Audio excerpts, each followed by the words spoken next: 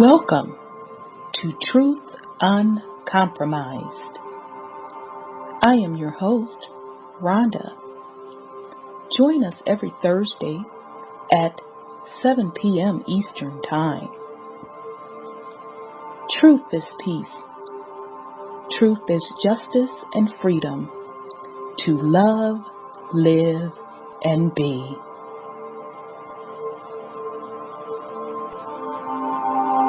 Music provided by SourceVibrations.com.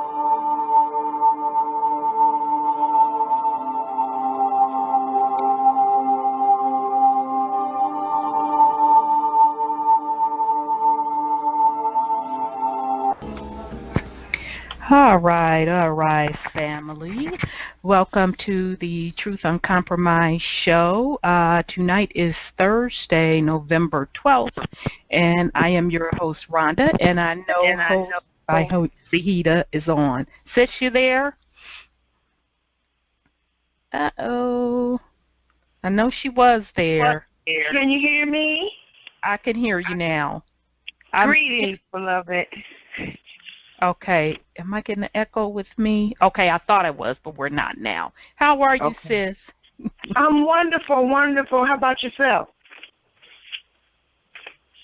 Okay, well, good. Good thing. Okay, we have a great show planned for you tonight, family. Sis Zahida and I was talking before the show. We have so much information because there's so much jumping off in the news that I know we've been spending a lot of time with the news, but we have to keep up with the events because the prophecy is unfolding before our eyes. So we're going to go over the weekly news events, and then we'll also continue our series on the creation story myths.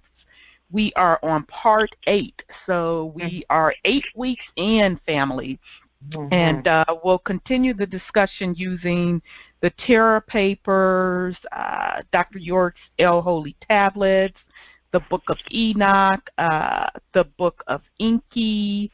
So tonight we're going to have on the panel, of course, we'll have Brother Wendell, and then Brother Khalid will also join us. So I am extremely happy about tonight. You know, we're going to go in as usual. So we'll bring them in once we get into the creation story myths. So, all right, sis. So we had so much doggone news. I'm having to copy and paste it into a document. So I'm going to get started. So I'm not going to be looking at the boards.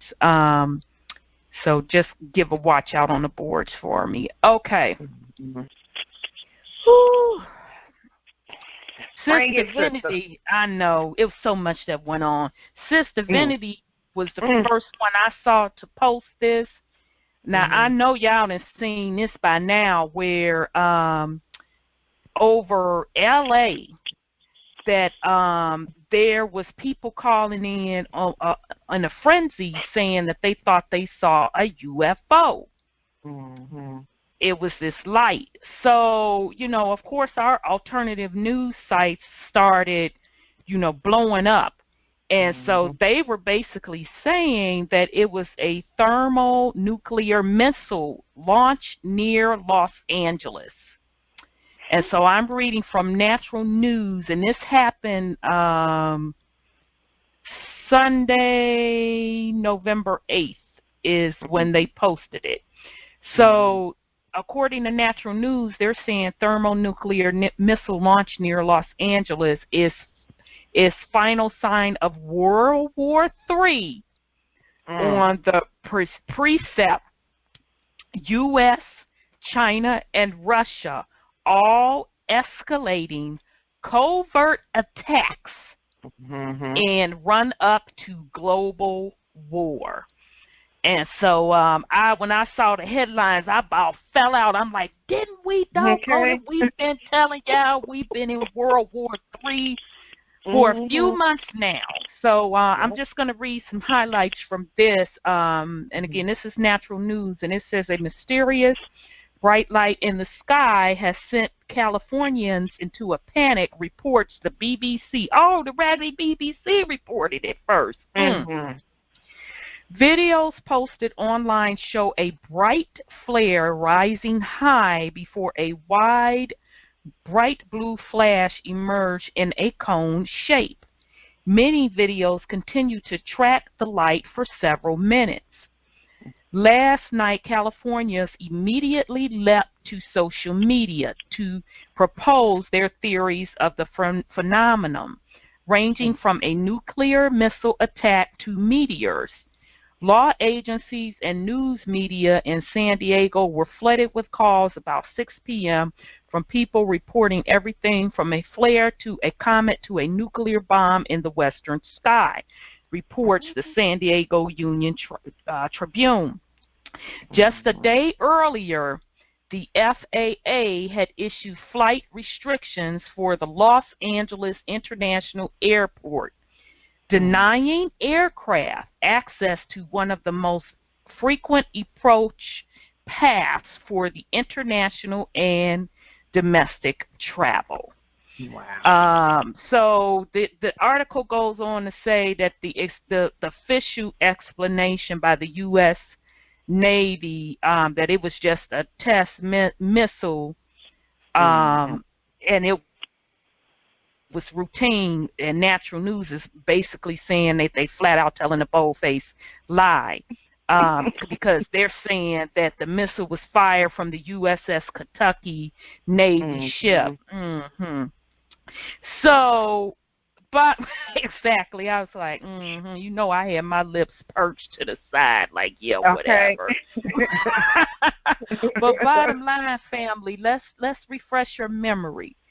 We told you, now this is via information from Dr. Henderson on one of the calls. When he said it, I said, hot dog. He said, this almost going on close to 6 months that we were surrounded by foreign troops.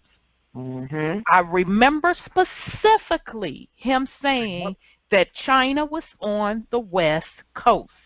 Yeah. So their official story about a test launch, yeah, right, whatever. So I don't know if that was them calling themselves firing upon China. So again, there you have it, folks. The covert World War III / Armageddon has definitely heated up, and it's to the point now where it's not going to be able to be hidden much longer. Nope. Okay. So exactly. Exactly. So remember last week, sis, we talked about the sinkhole that was discovered in Wyoming, and they didn't even say sinkhole. They just said this huge crack, and we were saying that ain't nothing but the straight up pit opening up. Right. Okay, so then NBC News reported, hopefully a video don't kick over, let me, you know, folks sitting in the IHOP getting their little pancakes on, and a sinkhole opened up, and it swallowed over a dozen cars. And so this happened a couple of days ago, trying to get the date on here, November 9th. So this literally happened a couple of days ago after the Wyoming sinkhole. And so anybody can go online and check out that story. That was another one that hit the mainstream media because NBC reported on that. So again, family, that goes back to saying what we've been talking about, about you know, the planet shifting its axis, and Nibiru coming in, so things are getting shifted around. So you know, pay attention. As a matter of fact, absolutely, there was an earthquake in Alaska. Oh, I'm so glad you brought that up. Tell us, sis. You want to bring that up, get more information to the family? I was looking for it, but I can't seem to find it with all these windows. I got open. Okay. But let me look for it while we bring the rest. Okay, of I'll the news. continue on. Just let me know when you're ready to discuss it. Okay, and then the other thing is last week we talked about, and I think this was Brother Wendell that brought this up about other ancient pyramids. It was Brother Wendell and I think Brother Khalid talking about the other ancient pyramids over here because they called us the mound builders over on this land, and some of the pyramids over here or mounds are older than Giza. Well, on an article surfaced, and I think Brother Israel posted this, or it could have been Sis Donna, but anyhow, they found an article, one of them found an article saying when the Smithsonian discovered an ancient Egyptian colony in the Grand Canyon, and we specifically said that in the Grand Canyon they found the exact same artifacts that was also in Egypt, and we were saying that proves that they're the one and the same people. So one of them, either Brother Israel or Sis Donna, posted that article. So that was good to see that. The other thing that I just found straight up hilarious, the propaganda with Russia and China by the U.S. Corp, it's again, we're in the midst of World War III. It's a covert operation, and the U.S. Corp is trying to paint Russia and China out to be the boogeyman and the bad guys. So U.S. Defense Secretary Carter, and I'm getting this from RT News, and this was on November 8th. The headlines read, Russia and China are challenging the world order. I know they are. Okay. Somebody needs to challenge them. Exactly. So he's basically saying that although the U.S. military, now this is in quotes, and I about fell out, do not seek a new Cold War, it is determined to oppose the rising global powers, Russia and China, in order to protect the U.S.-dominated international order. So, as I put my decoding glasses on, basically saying they are threatening the new world order that we have currently instituted.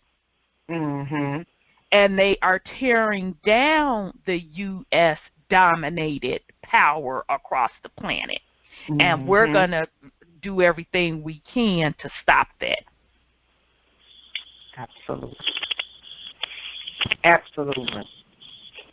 So, in the next paragraph, he's just trying to claim that, Russia is what he called nuclear saber rattling and violating sovereignty of U.S. allies, which we both know, all of the family pretty much at this point, it is really the U.S. Corp that has violated other nations' sovereignty. So, again, I just found that hilarious that they are trying to smear Russia and China to set them up to be the boogeyman. And I was driving this week, and you know how you just have on the radio, you're really not listening. So I heard one of the radio hosts, it was an R&B host, and so he was talking about one of the president candidates, Carson and was saying, if Carson can't handle pressure, then how's he going to handle dealing with Putin? And I kind of cracked up because already the brainwashing through the subliminal messages and the outright messages against Russia has seeped into some of the people's consciousness that Russia is up to no good as far as the U.S. is concerned. So, again, they're trying to paint this picture of Russia being the bad guy. Right, like they always have. Like they always have, to justify a flat-out war. Now, the interesting part about it, China, they've been trying to sneakily do that over the last, I would say, couple of months, but it's been harder for them to do it with China because everybody know that you owe China all this money. So how could they be so low down, this, that, and the third, when you've been taking their money all of these years? So now they're attacking China, saying, well, they're stealing stuff from us, and they're hacking our systems, and, you know, look at their human rights records. So that's how they're trying to come at China, from a human rights, and they always steal intellectual property. Whereas Russia, they're painting the bear in the picture of they are militarily aggressive. So pay attention to the propaganda. That's the picture that they're trying to paint for the average American. So go ahead, sis. I got the earthquake. It said it was a 5.1 earthquake southwest of Atka, Alaska. And it occurred at 5:28. I think that's 5:28 a.m. Now today. Don't start. Go ahead. Yep. Yep. I saw right when before we jumped on the air, and I said, oh, so earthquake in Alaska. What did we say was going on in Alaska? Alaska got family peep game. Alaska is going to be a hotbed because from it, and this is my humble opinion. Here's why I believe the two reasons. The first reason is it is a very important military strategy point. Okay, because you can attack from the north, and Alaska backs up to Russia. Okay, that's the first point. That's the physical war side of it.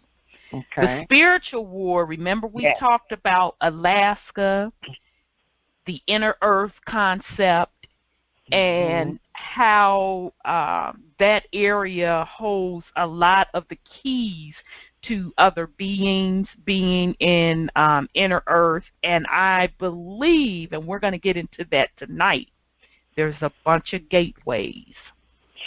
A bunch of gateways. I'm with you on that, sis. I'm with you on that because there was a movie. It was called Encounter of the Fourth Kind or something like that. Where this lady, she was a psychiatrist or whatever, and it was these people that was getting abducted in Alaska. You know, and she was doing the work, you know, and it was supposedly based off of a true story, you know, but who knows. But anyway, I was like, Alaska. So now I did see something in the reading of how these advanced beings made deals with our government to give them these technologies. If they would let them take some of the peeps. Yeah, I heard that too. Yep, I think that was under Eisenhower's watch. That's what they say. Anyway, that's what the rumor is. Anyhow. So yeah, I heard that that's a heavy gateway in the overlap. Yeah. So when I saw that earthquake in Alaska, I'm like, that's probably them up there fighting.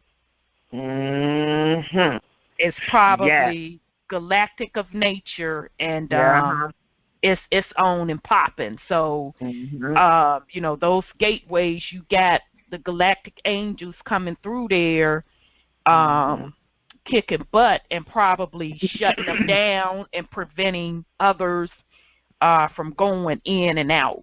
So that very well could have triggered that earthquake, or they could be in inner Earth fighting and setting it off, and triggered an earthquake as well.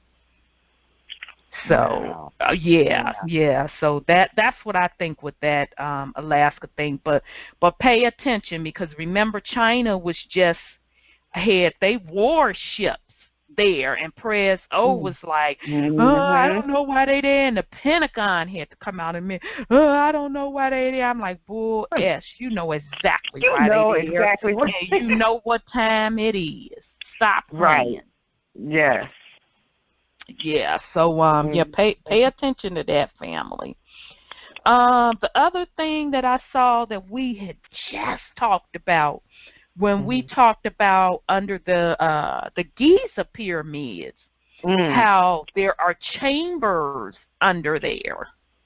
Okay, so this came out in RT News on November 10th, and it says heat anomaly found in Great Pyramid of Giza could be secret chamber. I said, no S, Sherlock. Okay. We've been telling y'all that for I don't know how many decades the master teachers have been telling you all that. And so, and specifically, sis, I know Dr. Blair, I know you and I were talking about him a little earlier. He said that. So I'm just going to read a little excerpt from this. An impressive heat difference between the blocks have been found at 4 of Egypt's pyramids, including the famous Great Pyramid of Giza, research says. The finding has been uncovered by a project aiming to penetrate the secrets of the pyramids. Yeah, right. An international team of architects and researchers from Egypt, France, Canada, and Japan is taking part in a scientific project called Scan Pyramids, launched on October 25th by the Egyptian Antiquities Ministry. The team uses technologies such as infrared thermography to scan and map the Pyramid of Giza and Dashur, according to the Egyptian authorities. Thermal scanning of the mountains has found that some of the limestone blocks were hotter than others. So, I mean, basically, now they're just starting to admit that it was a chamber underneath there, because they've been knowing that the little technology that they done set up and mentioned in the little article, they done been had that. Right. For years. So, exactly. So, as you know, one of Whoopi Goldberg's stand-up comedy shows said when they claimed they couldn't find Bin Laden, she said, "Don't tell me that when you have satellites that can find a rat in a basement in Queens pissing on cotton." Okay. So don't tell me you exactly. You can't see the heat anomalies off of Giza where you can see it. You claim that you can see Giza from the moon. So you telling me the satellite can't see these heat anomalies, but you can track me, the person, and see my aura and my body temperature? Get the blank out of here. Yeah. So please. So they're just, that's their way of disclosing that there are indeed secret chambers underneath, and that lines up exactly what the master teachers have been teaching for decades. So, you know, maybe they're bringing that out because I think Brother Wendell said it, that those pyramids are coming online, and it could have been Dr. Blair that reminded us that recently as well, that they're coming online, because if Nibiru, remember last week when we went into the discussion on Nibiru and from the El Holy Tablets, we did that detailed description, thanks to Dr. York, how Nibiru has those antennas, that antenna on top that could communicate. Right. And so it is the master teachers taught that the pyramids of Giza, they were just one form of artifacts on this planet that were that could be communicated with. That's why they hit that gold cap on them originally. You see what I'm saying? So that's why them puppies are heating up, and that's not the only place that they're that's heating up. And again, that's why we're seeing a lot of these sinkholes and stuff, because we don't know what's underground. So so that's my take on that whole article. They're just getting the public ready for, okay, our bad, it was something, but they know exactly what's under those pyramids. Oh yeah, they know. So so the other thing on the financial front, we had a few things to jump off this week. We had Cameron, he is the Prime Minister for the UK, came out and said that that the UK will exit from the European Union. So they're not ruling out that they will leave the European Union. So he came out and said that on November 8th. So just to refresh the family's memory, because I love how things are just hot, and then you never hear anything about it.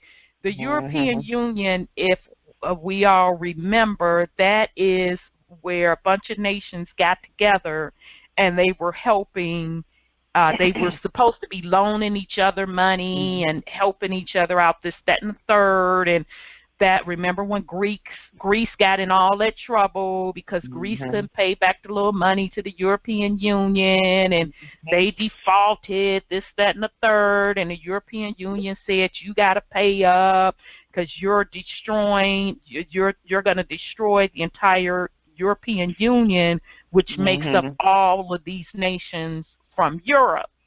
So now the UK, so I do know the UK is in there, Germany's in there, Greece is in there, and a few other, Paris is in there, and a few other nations, another few.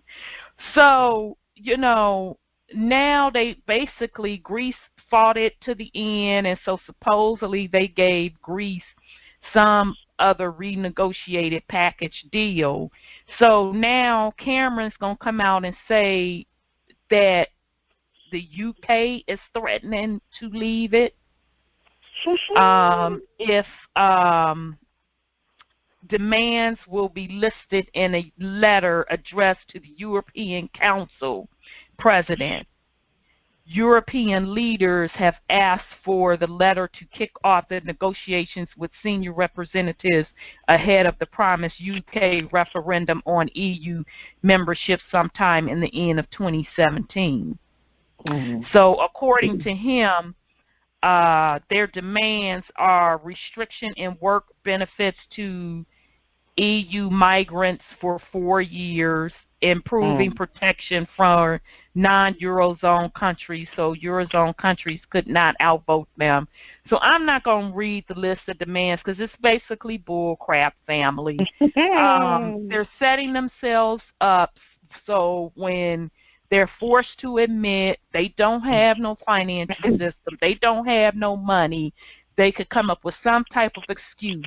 Oh, yeah, you know, we felt that way. That's why we wanted to exit, this, that, and the third. Because now, just a few months ago, you was threatening Greece, telling them to sell their assets, telling them they're people.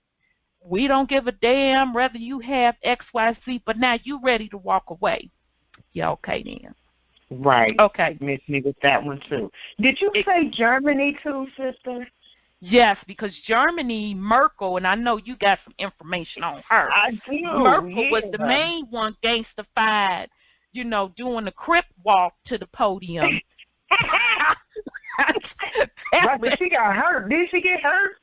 Girl, I don't remember all that, but she was crip walking. Crip walking, telling them they need to pay, but behind the scenes it was rumored she was trying to negotiate to get Germany on bricks. So supposedly the rumor was she was dancing the fence. So sis, what's the update on her? I know you got some news on her. Apparently, rumors are circulating around Berlin that the German Chancellor Angela Merkel is going to resign from her post due to the atrocious handling of the migrant crisis. Yep. Because she was the one when the they're calling them refugees, but the people out of Syria that were fleeing Syria because of the war that had broke out. She was the one, well, we don't know what we're going to do with these people, this, that, and the third, this, that. So I'm sure it's some of that, but mainly I think it's everybody trying to run for cover because of the upcoming collapse. Yeah, because of the upcoming collapse. Yeah. So, you know, now Cameron up there talking about some, you know, the UK is submitting paperwork. If they demands ain't met, they withdrawn, and now it's rumors that Merkel have several seats. And now it's rumored that, you know, Merkel is resigning. So to me, it seems like folks are trying to abandon ship and trying to come up with excuses. It's sinking fast. Yeah, it's sinking real fast. It's sinking extremely fast. And so how fast it's sinking, it says this was on November 6th out of RT News that Russia is to issue yuan bonds worth $1 billion. Oh, yeah, I saw that. So, in other words, nobody is investing in the fiat dollar anymore. No. All of these nations, all of the nations are starting to invest with each other. They're bypassing the dollar, and these nations are lining up using the yuan as the standard to be the safest over the dollar. So that's just another indication that definitely the Western-led petrodollar has collapsed. Yeah, that's a done deal. And then in addition to that, Iran just flat out banned all the U.S. goods. Yep, they did that earlier this week. So I kind of chuckled at that as well. And then the other thing that we had on the news, let me see, I want to say, I'm sorry, family. The last thing I wanted to discuss was that, and I found this right before we came on the air. I think Sis Divinity posted it, and I haven't found it anywhere else. This was reported today by this site called Health Nut News, and it is saying that the founder of RT News Oh, yeah, I'm looking at that now. Yeah, Mikael Lesson was found dead in his hotel room a few days ago in Washington, D.C. He was 57. Now, let's remember, family, did not one of Putin's close associates last week was found dead in Washington, D.C. So now, this week, the original founder of RT News, so he's not on RT News now. He wasn't responsible for it now, because from my understanding, RT News is really run out of the U.S. now, but this man originally founded it, and so now he wind up supposedly had a heart attack while in D.C. at 57 now, while in D.C. And then the news outlet that he founded, they don't even post it. I don't see no main page on it. Oh, wow. Yeah. Yeah, so I'm sorry, go ahead. Apparently, aren't those doctors that have been the holistic doctors? A couple of them have been interviewed on RT News. Yes. Yes. I'm like, oh, they all connect RT News. Yeah. So, now, see, I'm sorry. Go ahead, sis. Go ahead. Now, RT News. No, you go ahead. Okay. Well, I mean, I know for me, RT News, I get a lot of my information there, but I have to use discernment, because the way they put it out there, they're putting it out there in plain sight. Sometimes they're just outright tell it like it is. Other times it's cryptic and you have to pick up on it. And then sometimes it's just flat out propaganda. So, you know, you can, you have to use discernment.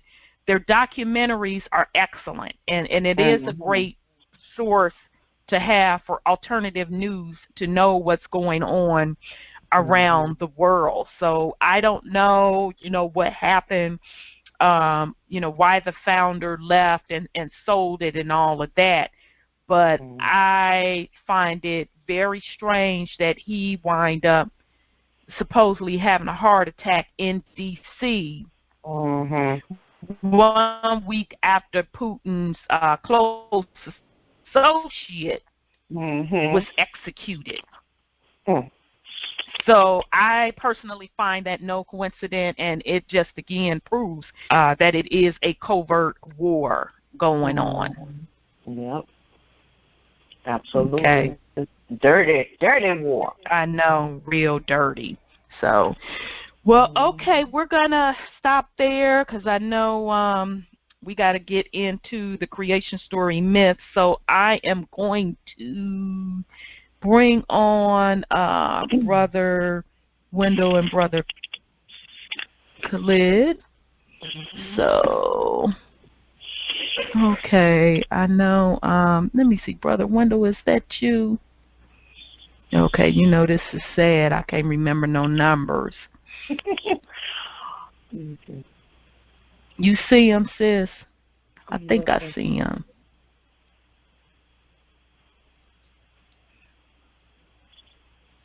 The last one, Brother Khalid. Yeah. Where's Brother Wendell? Okay. All right. Well, Brother Khalid, I'll bring you on. Brother Khalid, you there? Greetings, family. Uh-oh. Greetings, brother. How are you? Fine. Fine. Good. We're excited to have you on the panel tonight. I'm excited to be here. You sisters really seem to be chopping it up, boy, tonight. It's so much news, I'm telling you, boy. And I still didn't get through all of it. I'm like, I got to stop, because we got to, I don't see Brother Wendell. I don't think that's you, Brother Wendell. Okay, let me check. I don't think this is you, Brother Wendell. I'm losing my mind. I think I have to,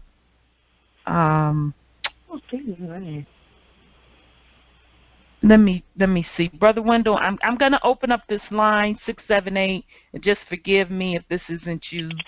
I could be offline. Brother Wendell, is this you? Oh, don't feel, baby. I go blank too. Okay, because I'm like, was it 479? Why is this number? I'm telling you, it's been one of those, and I've been looking at numbers all day, and I'm just drained.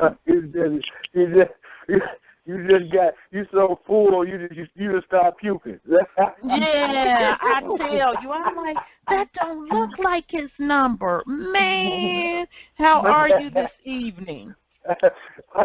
I'm like vegetable soup and wine rice, baby. He always got something. Okay. It was one of them country grandmas. I know. Yeah. All right, so, brothers and sis, how do you want to do that? You want to give us some jewels from the tablets? I know. I'm sorry, from the Terra Papers, or how you want to do it? It's up to you. I know you mentioned we didn't get a chance to get to Enoch. So okay, if you want to do Enoch, first, that's cool with me. I don't care. Okay. Okay. All right. Well, we'll do Enoch. So where we left off with Enoch last week, we didn't even get to Enoch because we went in on the El Holy tablets describing Nibiru. So we're still in the 4th tablet there. So this week we're going to pick up with the Book of Enoch, and so we're at chapter 8. So if the family remembers, last time we was in the Book of Enoch, boy, that was powerful, y'all, because Enoch was with the holy angel Uriel.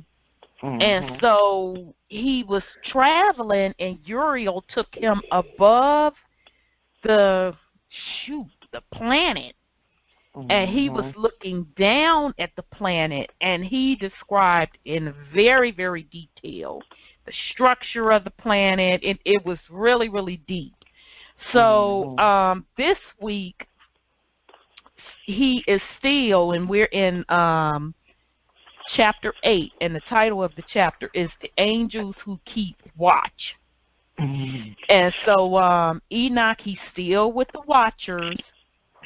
And so he starts breaking down the description of the angels. So the angels, a.k.a. Watchers. Okay, so he said Uriel, and Uriel was the angel he described in chapter 7, who he was with, that showed him the structure of the earth.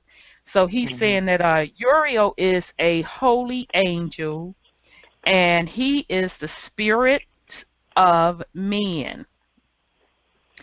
And so he said Raphael is also a holy angel, and he is one who takes vengeance on the word and on the lights. And so he said Michael is a holy angel, and he was mainly the one put in charge of the best part of humankind. And he is in charge of the nation. So I found that interesting.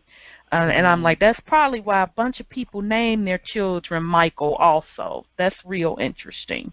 The next angel he described is Gabriel, also a holy angel.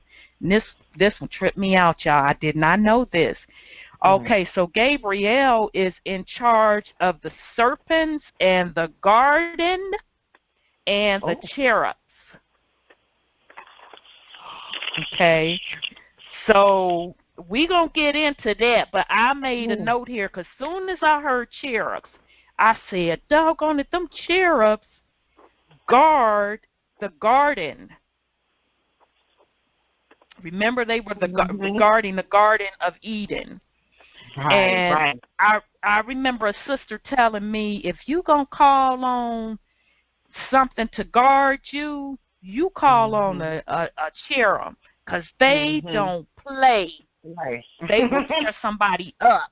So I immediately, when I saw that, I'm like, it would make sense based on what she was saying, that the cherubs would be guards of something so important as the Garden of Eden, but they report to Gabriel. So another angel, and I had never heard this angel's name, not could be, it's Serial, or Serial, I could be pronouncing it wrong. So it's spelled Suriel, and it is saying also a holy angel who was in charge of the spirits of man, but who caused the spirit of man to sin. So I'm like, okay, now I got to do a little research on him. What is the what's up with him? So then I found out that let me go to my next page with my notes. That Serial was a fallen angel, and he taught men about the course of the moon. And it also is saying that he lusted after the daughters of men. And he took earthly wives.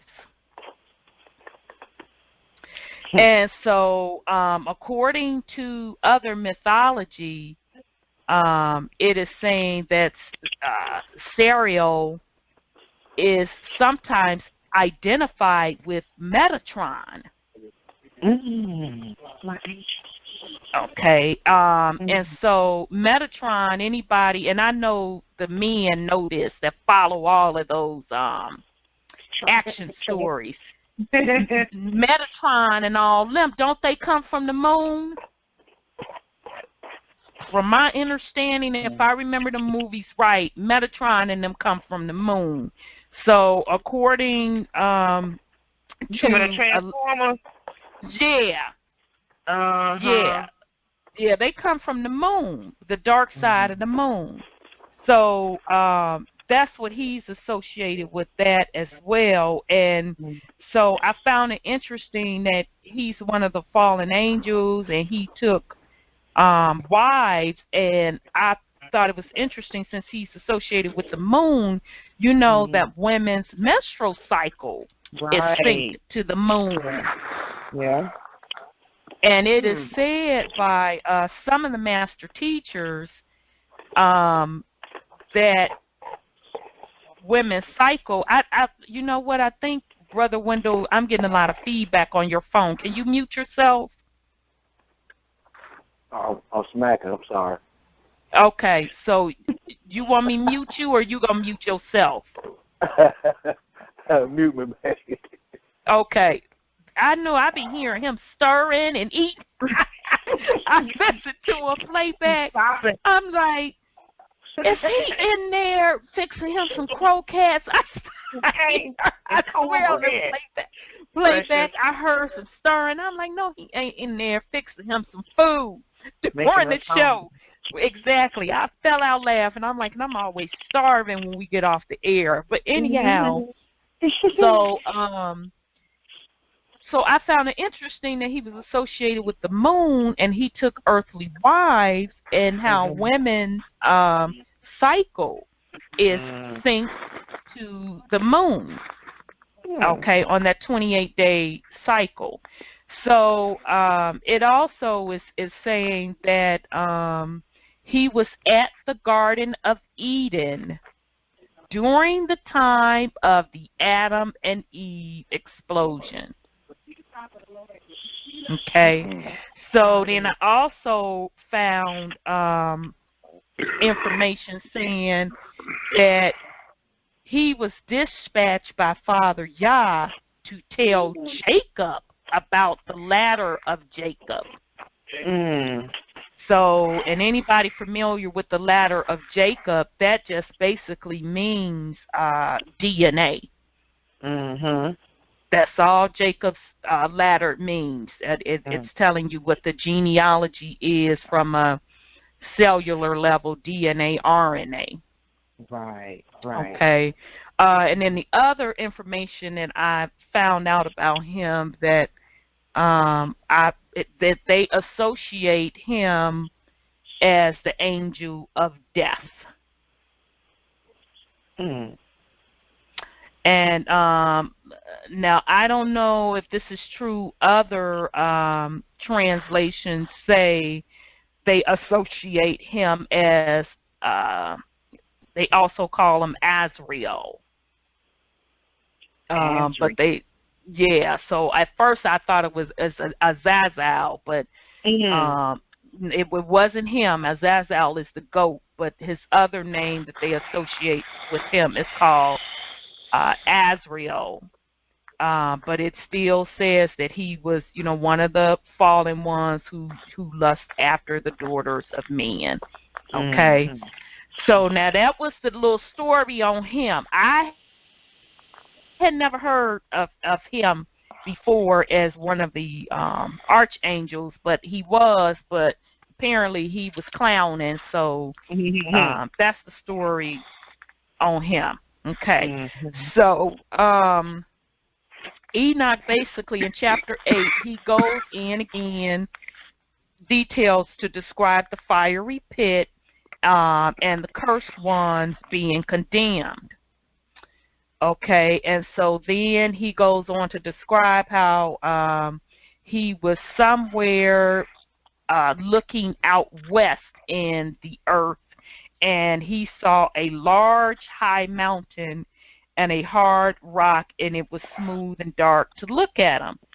So the archangel Raphael told Enoch that these beautiful places are so that the spirits, the souls of the dead might be gathered into them. For them they were created, so that they might gather the souls of the sons of men. So this is Raphael telling Enoch this place that he saw out in the west, and he said there is where they stay into the day of judgment, until the great judgment upon them. And so then Enoch said that he saw the spirits of the Son of Man who were dead, and their voices reached out, and he heard them complain. So Enoch asked Raphael, Archangel Raphael, well, who is that spirit who is complaining? So Raphael states, this spirit is the one that came out of Abel, whom Cain, his brother, killed. And he will complain about him until his offspring are destroyed from the face of the earth, and from amongst the offspring of men his offspring shall perish. So I found that interesting, because to me what Enoch was seeing, it's almost like, to me, he was describing a form of afterlife. So, these particular souls had died or whatever, and so they had things that was done against them. And so they're still somewhere on the realm of this planet, and they're just waiting until this great judgment day for everything to be settled up. Mm-hmm. Mm-hmm. So Enoch asked, well, why is the judgment? Why are there different judgments? And so Raphael said, these three places were made in order that they might separate the spirits of the dead. I said, stop playing with me. What? Whoa. So it says, so Raphael gets to break it down to three little separate afterlife places. So he said the first one are the souls of the righteous have been separated. So the second place is created for sinners when they die and are buried in the earth, and judgment has not come upon them during their life. So the third group is a separate place for the souls of those who complain and give information about their destruction, about when they were killed in the day of the, dang, I can't read my doggone writing. So I can't read that last part. Enoch saw the fire. Okay, so basically what Enoch described is three afterlives. So what struck me is one of them, and I those of you that are Catholic or even remotely familiar with the Catholic Church, you'll know what I'm talking about. They always call something called purgatory. Purgatory, yeah. And that's supposed to be like a holding place before you go to the pit, this, that, and the third.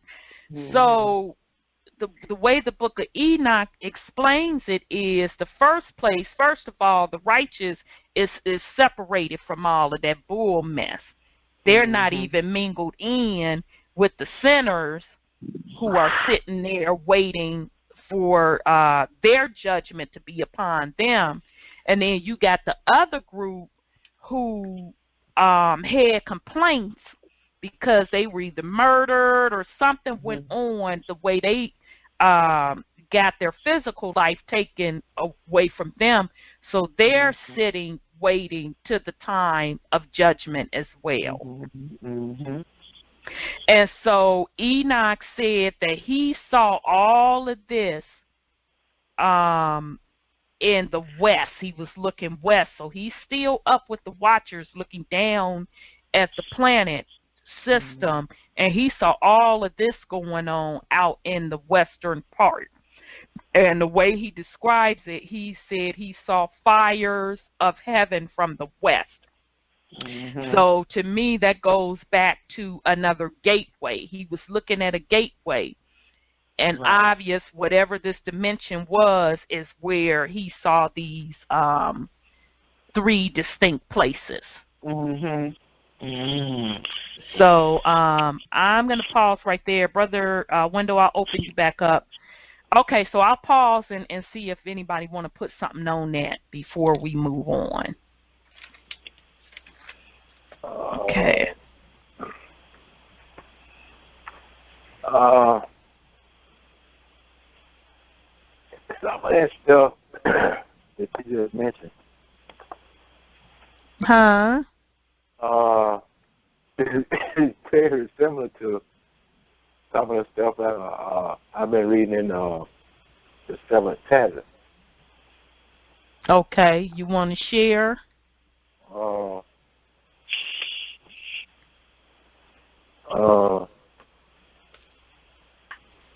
I just say, for instance, Cain and Abel. In the Book of Enki, they call them Cain and Abel. I mean, that's just interesting. It just amazes me how one book represents the other book. Mm-hmm. I mean, it's just it's a trip. I just put it like that. It's a trip. Yeah, it is. And what tripped me out too was the fact that the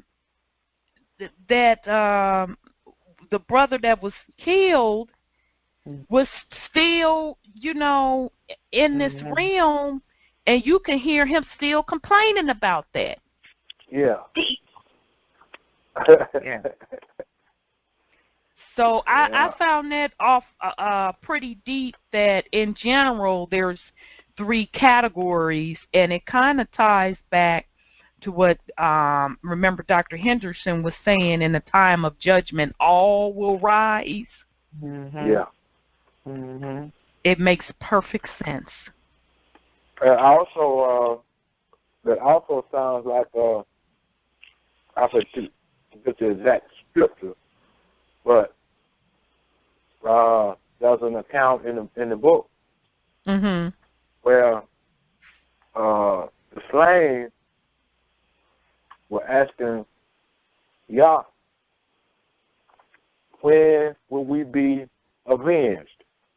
Ooh, that ties directly. Like I said, one book represents the other. Wow, yeah, that pretty much ties into so, because which one was it? Was Cain that was killed, or was it Abel? I can't remember. That's pretty sad. But whichever one was slain. Abel. Okay, Abel. Okay. Still yelling out. He wants that taken care of. Yeah. So that's interesting. That's real interesting. Hey, now let's bring that thing forward. What's going on right now? You got people saying, "Well, when?" Ooh. When we gonna get the reset.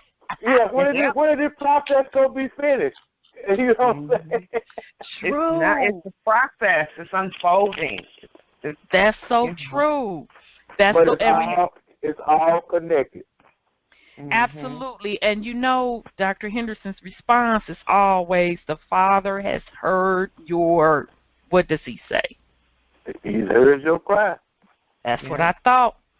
That's what I thought. So that is really, really, really interesting. Very interesting. So, okay, well, I wanted to go into the next one because it is so closely related. That's the Book of Enoch, chapter 9, and because he's still kicking it and traveling with the Watchers, and now he's describing an area. So get ready for some wigs to be blown back on this one. So this is chapter 9, the Book of Enoch, and it's called The Fragrant Trees. Okay, so Enoch describes looking towards 7 mountains. So if you remember from last time, we broke down that those 7 mountains, based on the description, that was the Arctic all day long, and that was inner Earth around that area that he was describing. And then we just talked, Sis Sahida and I, in the news, where today an earthquake broke off in Alaska, and we described how important that area is. So get ready. Okay, so the 7 mountains has fragrant trees surrounding it. It states it smells more fragrant than any fragrance, and its leaves and its flowers and its wood never wither. Its fruit is good, and its fruit is like bunches of dates on a palm. So he just goes on, and now he's talking to Archangel Michael about how pretty these trees are. And so he asked Michael, and so Michael asked Enoch, why are you asking me? Why do you ask me about the fragrance of the tree? Why do you inquire? So Michael said, this high mountain which you saw, whose summit is like the throne of the Lord. It is the throne where the holy and great one, the Lord of glory, the eternal King, will sit when he comes down to visit the earth for good. Okay, so if you remember when we discussed last week about how Enoch was describing it, well, not last week, week before last, how Enoch was describing in detail on how he was up in the air and he was looking down on the earth, and we determined that he was looking in the middle of the earth, and how he literally described how he could see that it was a beam shooting straight up from the earth, and it was basically where the angels traveled back and forth.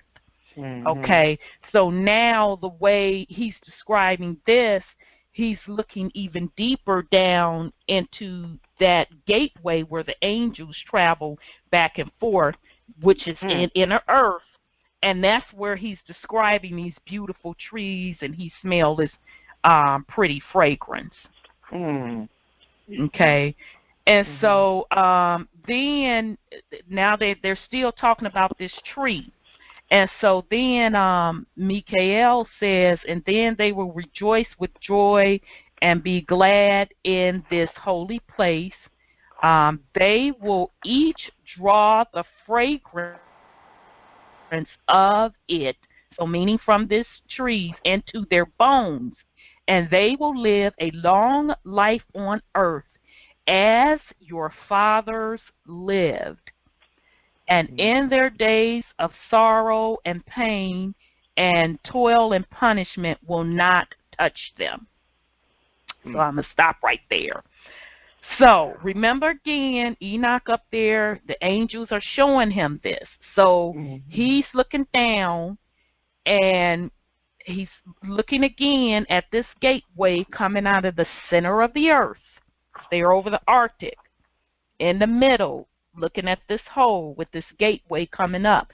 So he's looking further in the hole, and he's seeing inner earth. So now he's seeing these pretty trees, and he can smell the fragrance of the tree. And so he like, dang, you know, like women, when we smell a good fragrance, we're like, girl, that fragrance, oh, girl, what is that? La, la, la. So Miguel had to break it down. So why do you keep asking me about this tree? Why do you keep inquiring? So, you know, that's when Michael basically tells him that that gateway also represents the throne. Now, this is the part that I'm not sure is if he's saying, Michael is saying, when Father Yah steps on the land, he's going to sit on that throne, or is it when the Son of Man steps down? Because it says he's going to come down and visit the earth for good. So that part I'm not sure of. That would be a good Dr. Henderson question on that one. And so the other part he Michael goes on to say about this tree that I went, because what he's saying is that the righteous folks that pretty much take in the fragrance of this tree is going to seep into their bones, and it is going to give them a long life on earth as your fathers lived. So there will be no more sorrow, no more pain, toil, and punishment. It can't touch them. So I automatically thought that this meant the restoring of how our original DNA and RNA was. Okay. So that's just my take on it. And so then Michael goes on to say, then I bless the Lord of glory, the eternal King, because he has prepared such things for righteous men and has created such things and said that they are to be given to them. And so here we go, y'all. So then Enoch says, and from there I went to the middle of the earth and saw a blessed, well-watered place, which had branches which remained alive and sprouted from a tree which had been cut down. So I'm going to stop right there. To me, that whole explanation that Enoch gave, he was truly appeared to be describing something that he saw in inner earth. And whatever this particular tree is going to be a part of restoring man back to their original DNA and RNA. Okay, and so in that he kind of goes on again to say that he also saw the pit as well. Okay, and then Raphael confirmed again, yep, that's pretty, and I'm paraphrasing, y'all. Yep, that's the pit, and you know, that's when judgment is over. You know, that's where, you know, a few folks are gonna be. And then as he goes on to say, and in the last days there will be spectacle of the righteous judgment upon them in front.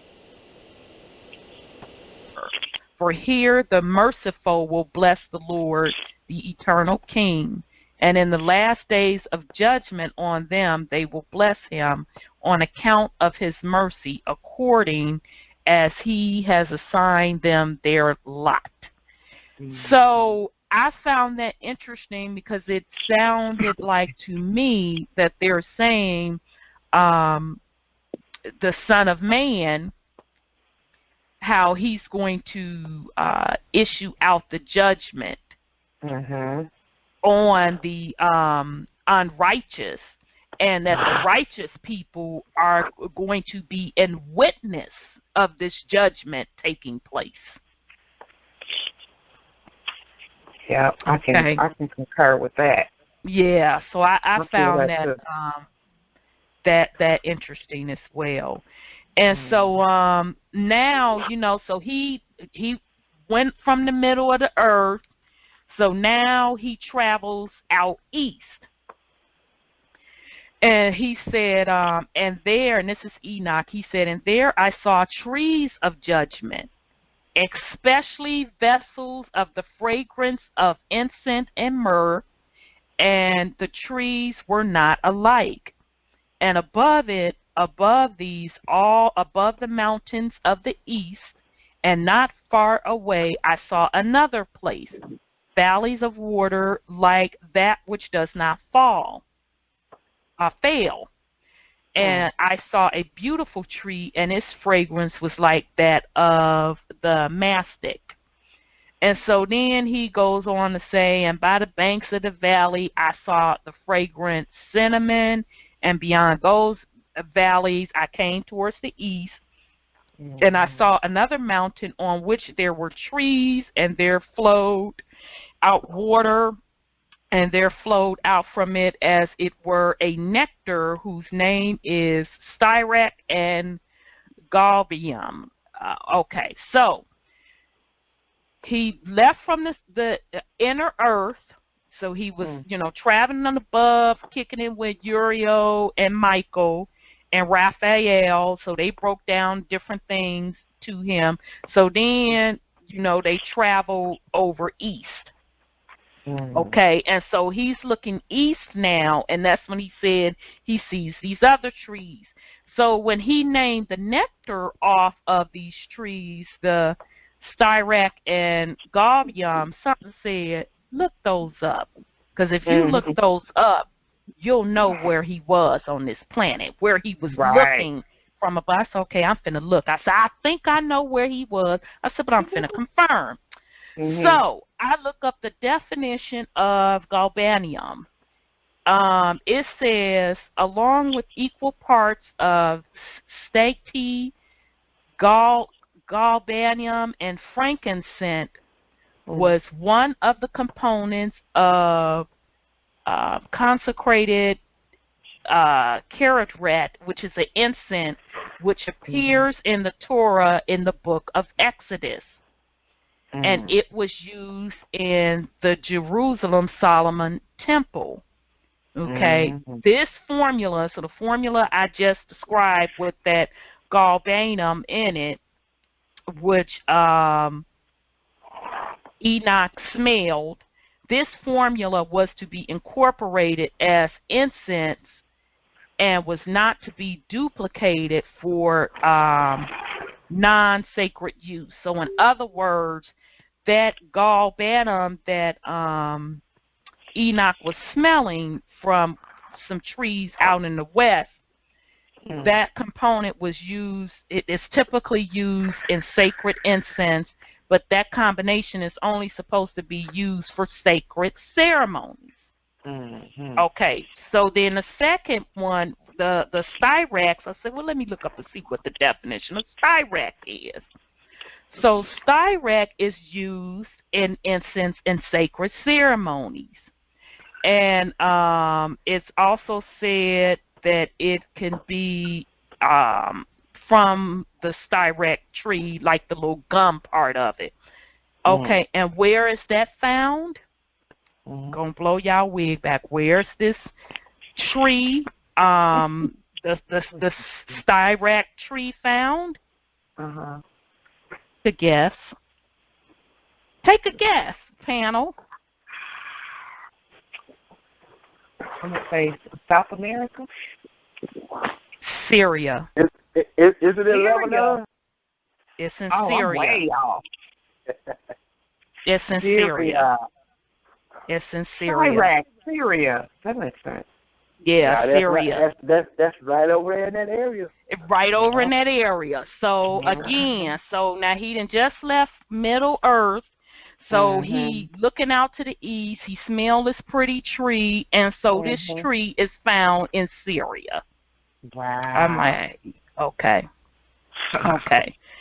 So then he's still in this area, and then from there, beyond this mountain, he saw another mountain, and on it there were aloe trees, and those trees were full of fruit like almonds, and then the fruit is better than any fragrance. And then he looked to the north, but he's still in the east, and he looked over the mountains, and he saw 7 mountains full of nard and fragrance trees of cinnamon and pepper.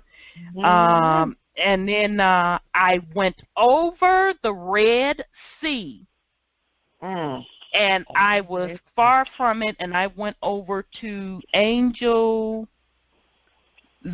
Zotiel. So I looked up what Zotiel is, and it is known as Little One of God, and it is a cherub who serves as a garden of paradise. Okay, so I'm not going to blow it. I'm going to keep reading. So just keep that in mind. You heard me say cherub? That's what Zotiel means. It is a cherub. Okay. So then Enoch says, and I came to the garden of righteousness, and I saw beyond those trees many large trees growing there, sweet smelling, large, very beautiful and glorious, the trees of wisdom, from which they eat and know great wisdom. So what he is describing, he is describing the tree of life. So I know the master teachers, many of them said that the tree of life was located east. And they were saying like border of Asia and Africa. So based on this description and just doing a little bit of research and based on what Enoch is telling us he's smelling, the smells that he's smelling, and one of them, that particular tree is found in Syria. So it's telling you where the location of the Garden of Eden is, because they're calling it the trees of wisdom. Okay, so he just goes on to kind of describe in detail again how this tree is beautiful as well. And so now Raphael breaks it down, and he says this is the tree of wisdom, from which your ancient father and ancient mother who were before you ate and learned wisdom, and their eyes were opened, and they knew they were naked, and they were driven from the garden. So I'm going to stop. Okay. Wow. So that, go ahead, sis. The garden, according to the Terra Papers, was the place where the genetic experiments were done. It was perfect in that everything was organized. The birthing of beings, the genetics of putting this man and this male and this female together, everything was organized down to the time that conception was, when, where. It was all done in the garden. It was all orchestrated. Everything was perfect for the beings that were there. So according to the Terra Papers, that's what the garden was, and them discovering that they were naked, according to the Terra Papers, it meant that the Enki wanted them to learn to think and to enjoy life. But that was against the system. He was anti-system in doing that and showing them that they could have pleasure without being on a schedule, okay, whenever they felt like it. So this was causing problems with production because they was, supposed to be, helping them mine for gold. Right. So when they, he couldn't get them to act right because they was off in the bush somewhere. Okay. And Lil was mad at that, and he casted them out. Wow. And Lil was mad at that. So that's according to the Terra Papers. According to the Terra Papers, yes. Now, look, in the Book of Enki, they had, I guess it was a laboratory that they called the House of Life. Yeah. And when they put Adamo and Tiamat in the garden, it was like the garden was a place where they put the results of their work so everybody could see it. Because when they did that, when they thought they had perfected their little experiment, the Nibiru's came from Mars or Lahamu or whatever you call it. Lamu.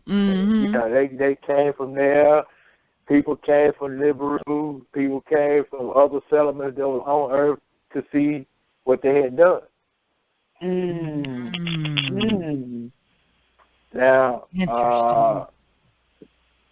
and speaking to them finding out that they were naked, and Lil, in the heat of the day, was strolling. I'm reading straight out the book. Okay. In the heat of the day, and Lil in the orchard was strolling. the shade he was enjoying. Without expectation, Adamu and Tiamat he encountered. The aprons on their loins he noticed.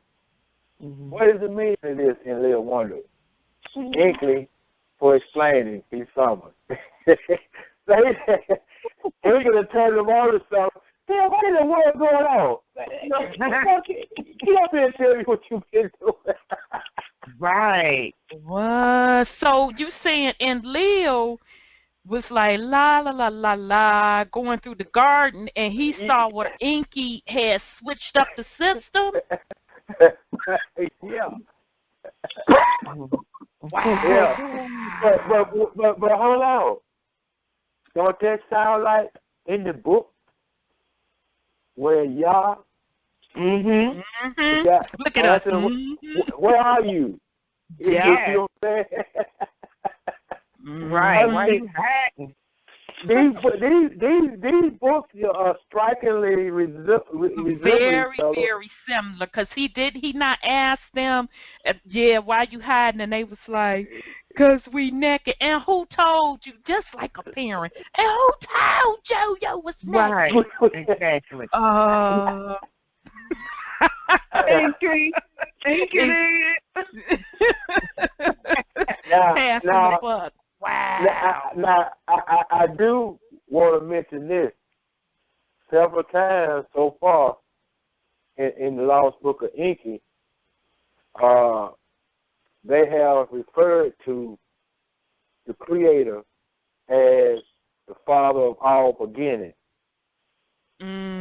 Just keep that in the back of your mind while we on this creation thing. That they reference the Father of all beginning. Yeah. Okay, I'm gonna hold on to that until you drop it on us of what that means and what content it means. I'm not gonna go into it deep because it could mean several things. So yeah, I'm gonna keep that in the back of my mind. That thing that could go down plenty of rivers. Yes. Wow. So, but this another thing that kind of tripped me out with that though, y'all, with this whole garden situation, because this is still over in the area of Syria. Yeah. Yeah. Same place. Same place. So, remember when we read it was a few weeks back when Enoch had to go and take their petition. And remember the fallen angels' petition, and they were hiding in the mountains of Lebanon. So same area. He had to go over there and get their petition, because Enoch had to take the petition up to Yah. So now it's all starting to add up. So, okay, now this is Rhonda's take. So, I got to bring it real layman and Bush Ghetto on y'all. Bring it. Bush Ghetto. Hey. I need to make an important note here also. Sure. Now, these results that they are getting are basically not from Enki and Minotaur. This is Enki's son is the one that's heading up all this stuff. The one I looked at last week, niggas Giza. Yeah, He's the one that's doing all this stuff. They are assisting him, but he's heading the whole experimentation. And nobody ever even mentioned his name. They always made it about Enlil and Enki, but Enki's son was the one that was doing all this. And then her sad. Now, let me show you something here. Wasn't she with them too? Or was that before? They were assisting him, but he was the one that was actually doing everything. And I think she was the inventor of it, sis. So in other words, she came up with the formula. You know what, right? Because I need to bring this forward since we're talking about them right now. The birth of humans on Earth. Okay, good, because you said you was going to bring that in. I think this is a perfect time. And, okay, so here go the characters according to the Terra Papers. It's Enki, the geneticist. And then the son of Enki, Ninja Zeta. Ninja Zeta, yeah. Okay. Ninja Zeta, the son of Enki, and Ninma or Ninhursag was the Enki sister. Okay, and so okay, that's who I know her as, Enki's sister. Yeah, Enki's sister, Ninhursag, right? Okay, so when she first came to Earth, she was Ninma, and then later on she was called Ninhursag. Oh, okay. Okay. So that must mean that's got to be a title that means something. Yeah. So what they did was so it's all these different types of beings on the planet, even with their genetic experiments, because according to the Terra Papers, they took a primate hominid and captured it, took an egg, artificially fertilized it, and put it back.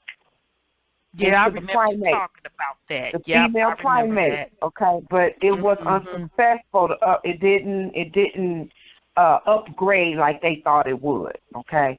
Right. So what they did instead was they took the egg and what did they do? Artificially, they enhanced it with Ninhursag. No, they took the egg from the primate, artificially inseminated it. Not inseminated it. Artificially. Anyway, they put it back. They put the egg in Ninhursag. She gave birth to the first human child on Earth, Adama. Okay, and now see. Adama.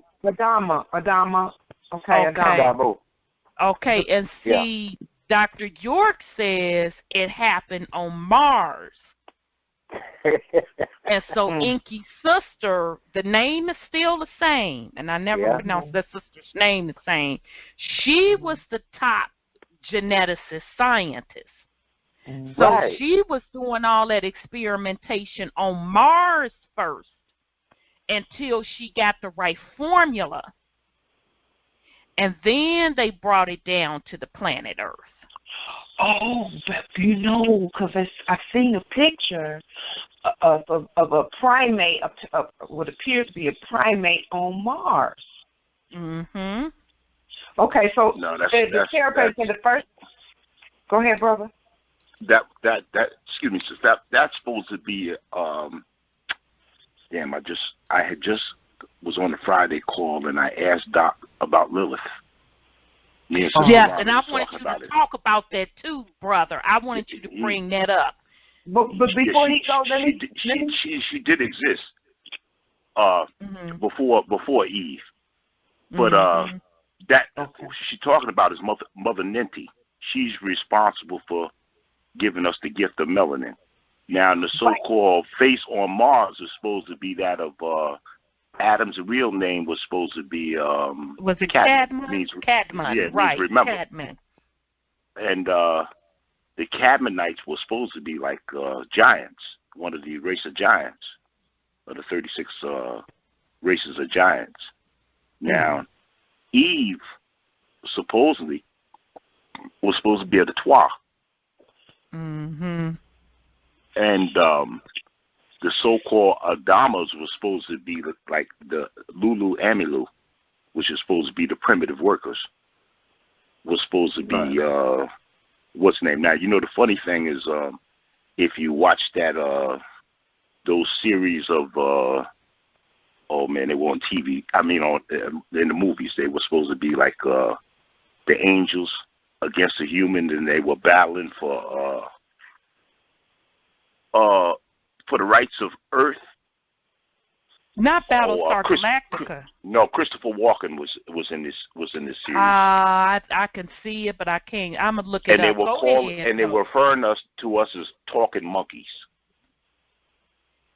the humans. Prophecy. Damn, we right there. The prophecy series. Well, how could we forget that name, huh? Yeah, right. Isn't that something? Wow. Yeah, that's supposed to be the face of Cadman on Mars. If you look at his books, it shows the. You know what? Now we got another name that came in. We got to see if we can tie that name to Alelu, because according to the Book of Enki, those two faces of Mars was to commemorate Alelu, because he was king of Nibiru, and he was the first on the planet from Nibiru. So now we got to see if we still talk about the same person or same people. But now, if you look at the what's his name, if you look at the hair, what is it showing you? The same thing that you see on the Sphinx. Now, these were supposed to be people that were supposed to be lion-like in features. That's the reason why the Sphinx is what's his name like that. Now, in my sister, my lioness, when she was introducing the brother Hamza Bey, he was talking about the battle between the so-called people that was supposed to be the lion people or the cat-like people against the reptilians. Interesting. From Lyra. Right. Interesting. Interesting. Okay, so now with Lil, I'm sorry, sis, did you finish? I'm sorry, sis. I didn't your point with no, that's fine. I just want to make sure it all blends together, because I did have a question for Brother Khalid, but I want you to make sure you tie in, sis. What you wanted to tie in. I just want to finish this little bit that I got from the Terra Papers on the birth of humans. Okay, so Ninasad gave birth to the first human child on Earth. The first child was with black hair and dark red leather skin, swarthy. And it was a male child. Subsequently, after that, 7 women of the ASARR, those the queens. Right. They all Ninema, Jujiana, Nimada, 7 of them. They were artificially inseminated by artificially fertilized eggs from the female primate hominid, and they gave birth to 7 boys only. Then his Ninki, or Damkina, wife of Enki, gave birth to the first human girl on Earth. And her name was Tia Amat, mother of life. Now, this is going to trip y'all out, because I'm still trying to wrap my head around this girl had the hair color of river sand, and her skin was white as in Nordic. So, okay, hold on a sec. Yes. So, remember, and I don't know if people remember me saying this when we did the melanin show a couple of months ago. I said people with red hair, and that specifically Ireland. You see a lot of people of Irish descent with their red hair. Exactly. They are still highly melanated people. The melanin shows up in their hair. And I got that from Dr. York. I'm not Dr. York, Dr. Blair. Yeah, that's a Scottish trait. Exactly. But they are melanated people. Yeah, they just whitened up over the last 200 years. Exactly, but they're melanated people, and I tell people that, and they look at me like I'm crazy. I'm like, oh, okay then. Okay, Right. but when you see people with red hair, and that's why, you know, us people that are highly melanated with skin, we got to be careful, because you thinking that somebody ain't in the melanated family. Right. Can't judge the book by its cover no And more. they are, because it's about that DNA, RNA. Yes, absolutely. So you better be careful. But I do know, based on what Dr. Claire said, and what the genetics say, that people with red hair are actually highly melanated people by blood. Yep. So, okay, sis, go ahead. Sorry. Okay, so then, so you got first boy, you got the 7 boys, and then you got the first girl, and then 7 more women of Anunnaki were fertilized with fertilized eggs from Tiamat, gave birth to 7 girl earthlings. Interesting. So now I'm thinking, this brings to my mind Adam and Eve being the only ones to birth all of these nations, people really. No. So there was bunches of us here at once. You know, not this couple, and then from that couple, all the rest of these people. Sis, when they talk about Adam and Eve, excuse me, they're talking about not 2 individuals. They're talking about a people. Right, but we got some people that think that they're talking about 2 individuals. Yeah, singular. Right. That's what I'm talking about. And that's not it. It's by the nations. Right. Yes.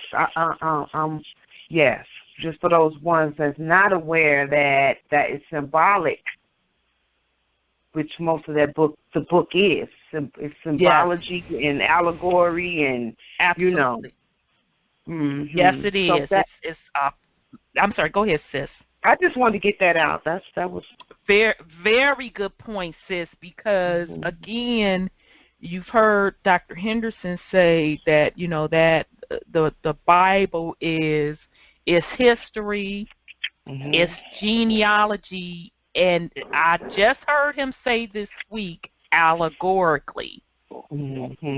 So pay attention, family. So but now if you're really starting to do your research and you're putting together these different ancient texts, it'll click to you like this.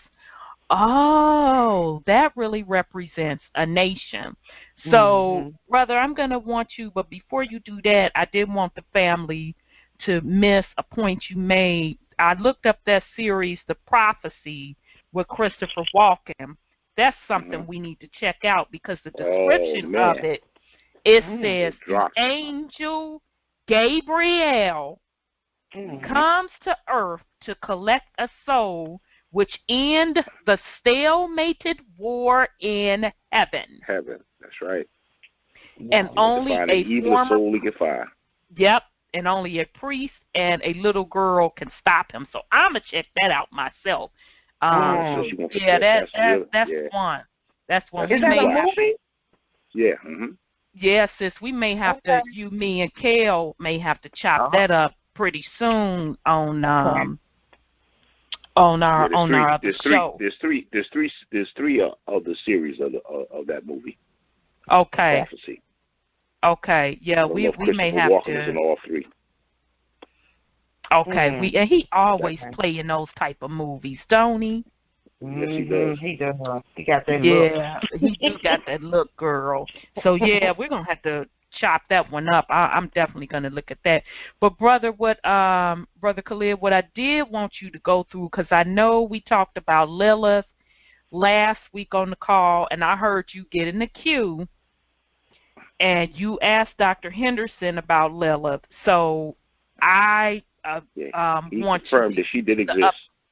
Yes, so he confirmed that she did exist, and that the Catholic Church has taken her out of the Bible. Now, the thing about Lilith is that Lilith was not too many people know that was Adam's first mate. There you go. And not Eve, and that she was rebellious simply because Adam wanted to dominate And she wasn't having it. She said, She I wasn't was having created from it. the ground just like you. And, sexually he wanted to dominate, with the missionary position of being on top. And she was like, listen, sometimes I want to take the top. And I said, well, damn, that don't sound familiar. Way back then, they battling. You got it twisted. Wow. But she eventually ended up leaving Adam. And he was so distraught. He was distraught. And 3 angels came back to try to convince her to return back to him. She wasn't having it. So as the curse, she was giving birth to 100 children a day. She was considered to be the demon goddess. So that's where they label her as the demon goddess. Right. Right. She was responsible because it was supposed to be like the goddess responsible for like miscarriages and stuff like that. And then they started talking about vampirism and cannibalism. I said, here we go. Yep. And then you see the different societies and the names in which she came down through under different names. But a lot of societies had her in their books. Wow. Okay, but that it sounds like we're going to have to do a study on Lilith if we ever get through the creation story. I know. Well, listen, you start seeing some of those names, and they start tying into the very names that y'all were talking about. Yeah. You start seeing the similarities, and I was like, oh. Right. Yeah. So I was trying to give you this. Where to get this and read it for yourself. I had saved it. Okay. Where is that? Give me a few minutes and I'll give it right to you. Write it down. Yeah, because I was glad that Dr. Henderson confirmed that she was indeed the first wife of Adam, but what I didn't realize is she left a brother. They just couldn't. I'm going to give me something else, man. You tripping. Right. You don't want to be compatible deuces. He was distraught. They say this is a lot with the so-called women's lib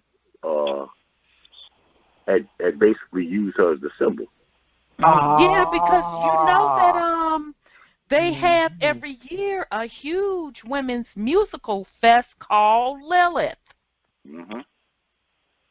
Wow. Yeah, it's huge. It's called and they go around to every state. It's called angelfire.com. Okay, yeah, I've been to Angel Fire before, yes. She actually started the women's movement then, didn't she? Yeah, right. Yeah. Right. Yeah, yes, she really did, way back then. Wow. Thousands of years ago. Right, and I said the first divorce. It's called Lilith, demon goddess of Eden. Wow. And it's all tied to Eden. Interesting. So, it was a lot of drama going on in the Garden of Eden. That's a hotbed. That's a hotbed over there. That is a hotbed. Wow. Genetic experiments, folks over there interfering, dang, divorces. Sexual delinquency. Dang. Didn't y'all say something about Lamu? Yeah, we were just. I'm sorry. Go ahead.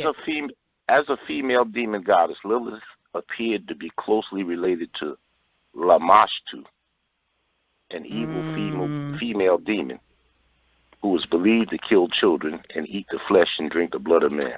Yeah, I saw that. That's on Angel Fire, right? Right. That sounds like Planned Parenthood, ain't it? Yeah. I mean, we laughing, but so basically, these are rituals. These are rituals that are still being carried out today. Yeah, in her name. And in Lilith's defense, we don't know if, all of that's true. They could have just picked all of that up because her and Adam didn't get along and she left him whatever. And so, now she's being associated with that. But what I found interesting also, you said that they're associating with her a demon called Lamu or something like that. They're called Lamashtu, and the Libyan name is Lamia. But if you see all of the names that it looks like Lamu. Yeah. Which is Mars, right?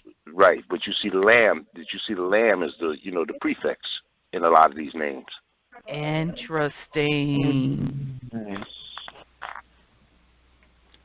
Interesting. And the way reason why I keep saying the Lamu, because remember I was saying that Dr. York was saying that those first genetic experiments happened on Mars. What do you call it? The 8 Ogdogs? I forget. I will have to dig. I believe it's called the 8 Ogdogs, where there was supposed to be 8 different type of beginning of creations, but they were. Yes, because they had to keep trying until they got it right. Hey, man, all these books tell the same story, man. Yeah. It's off the chain. Absolutely. Hey, I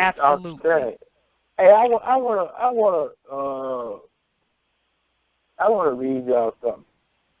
Sure thing. Speaking of when they were running experiments and it was working and then it wasn't working. This is after Adamo and Tiamat came into being. They found out Enki found out that they couldn't procreate. So this is what happened. Okay. In Shurabat, in the House of Healing, the essences of Adamo and Tiamat were contemplated. With the life essence of Anunnaki males and females, they were compared. Like 2 entwined serpents, Ningishita, the essences separated. Arranged like 22 branches on a tree of life with an essence. Their bitch was comparable. The images and likenesses they properly determined. 22 they were in number. That's those 22 strands of DNA. Now, Ningishita in these matters learned a solution was proposing to his elders, Enki and Ninmah, in the House of Healing. He whispered, they all the heroines who Ninmah were assisting sent away. They locked the door behind them. The 3 with the 2 earthlings alone remaining. Upon the 4 others, Ningishita, a deep sleep caused to descend. Before he made unfeeling. From the rib of Enki, the life essence he extracted. Into the rib of Adamo, the life essence of Enki he inserted. From the rib of Ninmah, the life essence he extracted. Into the rib of Tiamat, the life essence he inserted. Where the incisions were made, the flesh thereon he closed up. Then the 4 of them, by Ningishita, were awakened. It is done, he proudly declared. To their tree of life, 2 branches have been added. With procreating power, their life essences are now entwined. Wow. He's the one doing all. Now that sounds just like let's say y'all took the rib of Adam and created. Sure does. But see, the point is, nobody ever even talked about Ningishita, but he's the one doing all this stuff. The son of Enki. The son of Enki. Let me make sure I got this correct, because I don't want to lie on the Book of Enki. So you saying Enki's son basically took 2 Anunnaki and took their genes and put it in the other humans' DNA. So he mixed the Anunnaki gene with their genes, right? That's what you're saying. Yeah, from his daddy and from his aunt. now his offspring was supposed to be the Enki Duites, which were bullmen with like they had the unibrow. Interesting. See how that thing just took a whole other twist. Wow. Can we back up for a minute? You said that the Adama couldn't procreate. The first male couldn't procreate. Enki had been watching them because he noticed that they weren't having babies. Mm-hmm. So he watched them real close. He knew they had been copulating, but they wasn't able to procreate. Mm-hmm. Okay. And so they went back to they had to go back to the drawing board because the pressure's on, because they got to get some workers so that the Anunnaki workers can stop complaining and have some help. That work in the mine is too tough on them. Right. So they go to Nigga Cedar to say, look here, man, we got to do something. And so he said, well, yeah, we ain't producing, so we got to. So let's do this. Let's mix them with Anunnaki. And he did it. He did it with his daddy and his aunt. Enki, his daddy, Nedma, who is Nineveh, his aunt. And you know what really tripped me out when you said that he used the 22 strands? Is that not what you said? Yeah. That's what they're checking the blood now. That's what they're checking the blood now for. Yeah. See if those 22 strands show up. You got doggone, you almost real bad on the air. Mm-hmm. Yes. Exactly. That is what they're checking, the DNA, while they begging people for the blood. For the blood, so we could do I forgot what bull crap explanation they tried to get, but those of us that study on the metaphysics side and study the master teachers, they told us that they were going to be checking for those other strand of DNA, because they know when you have those other strands of DNA, what part of that bloodline you are really from. And what's getting ready to come about. And they already know. They already know, baby, that you. That's what's on the walls. That's what's on the walls of Vietnam, in that temple. Yep, they already showed it. On what? The Temple of the 50 Buddhas? No, the temple of what they call that? Oh wow! When they Vietnam. showed the whole thing of how we fell, how we went into slavery, and how the battle happened, and wow. Mhm. Okay, so the first 7 women that I mentioned with all of the N names, the Ninema, the Nimaga, so those, and then it says 7 more women of Anunnaki. So it was 2 different sets of women. Mm-hmm. Is what y'all saying. Yeah, like I told you about Lilith's creation. What's his name? Will call the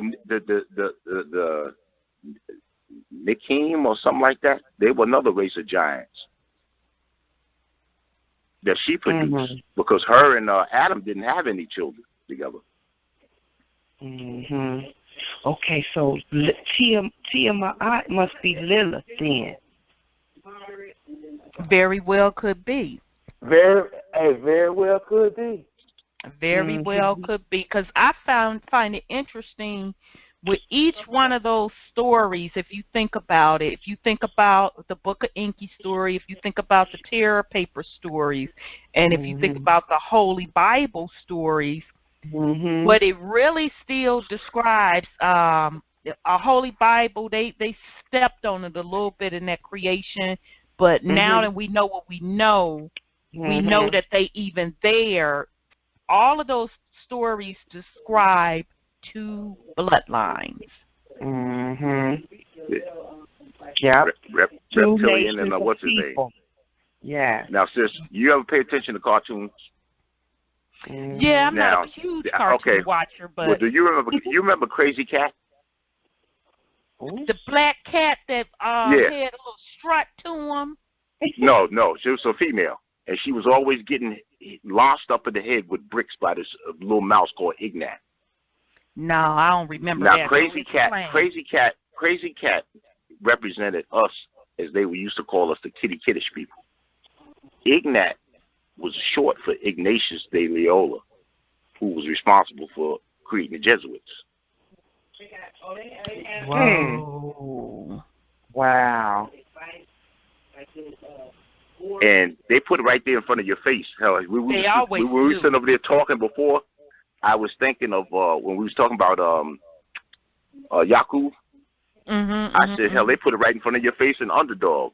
Simon Bar Sinister had like a double hump in his head. He didn't have it down the center line like they were showing like Yakub, but what they did was they split it in the center of his head from the side. And poly purebred. I said, okay, I got y'all. Wow, this is really, really tripping me out, y'all. So this is why now we're at the point where we're at now. So it's like the folks that don't have the 22 strands of DNA. Okay, this is deep. In Africa, they wiping them out like crazy. I know they found it in Africa. Hey, can I make a point? Go ahead, brother. Yeah, go ahead. According to what I just read, he added procreation, so it's actually 23. Because he took apart the 22, and then he added the procreation piece in there, so that's 23. And if I remember correctly, I heard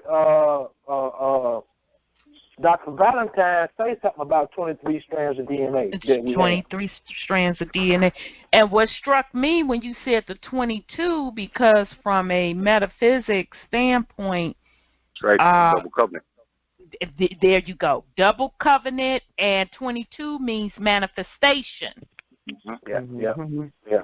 So now when he added the procreate to that makes it to 5. You add the 2 plus 3, that equals 5. And that's the new covenant. Woo! Yeah, baby. What? That represents the new covenant that we are under now. So now it's all making sense why they're wanting to look for our DNA, RNA, because they looking for them 23 strands, because they know, when they pop up, it's over. Yep. Here go these people. Here go these people that's taking back over, and the gods done woke up again. Yep, the gods done woke up. It's our judgment, and they're gonna watch us get judged, and in the pit we go. Wow. What'd it say? Wow. That's deep. Interesting. Real deep. Can I make a point? Absolutely. I'm going to back up just a little bit because I had to check again to make sure I was right on this. But when you were talking about the Book of Enoch, and he was talking about, I forget how you said it, but something about the ways of heaven or something like that. In the Book of Enki, they talked about that, the 3 ways of heaven. And what they end up being is they name those 3 ways of heaven after Enki, Enlil, and Anu. Interesting. So you mean when I was talking about the 3 afterlife places? Yeah. What? Yeah. Shut your Yeah. mouth.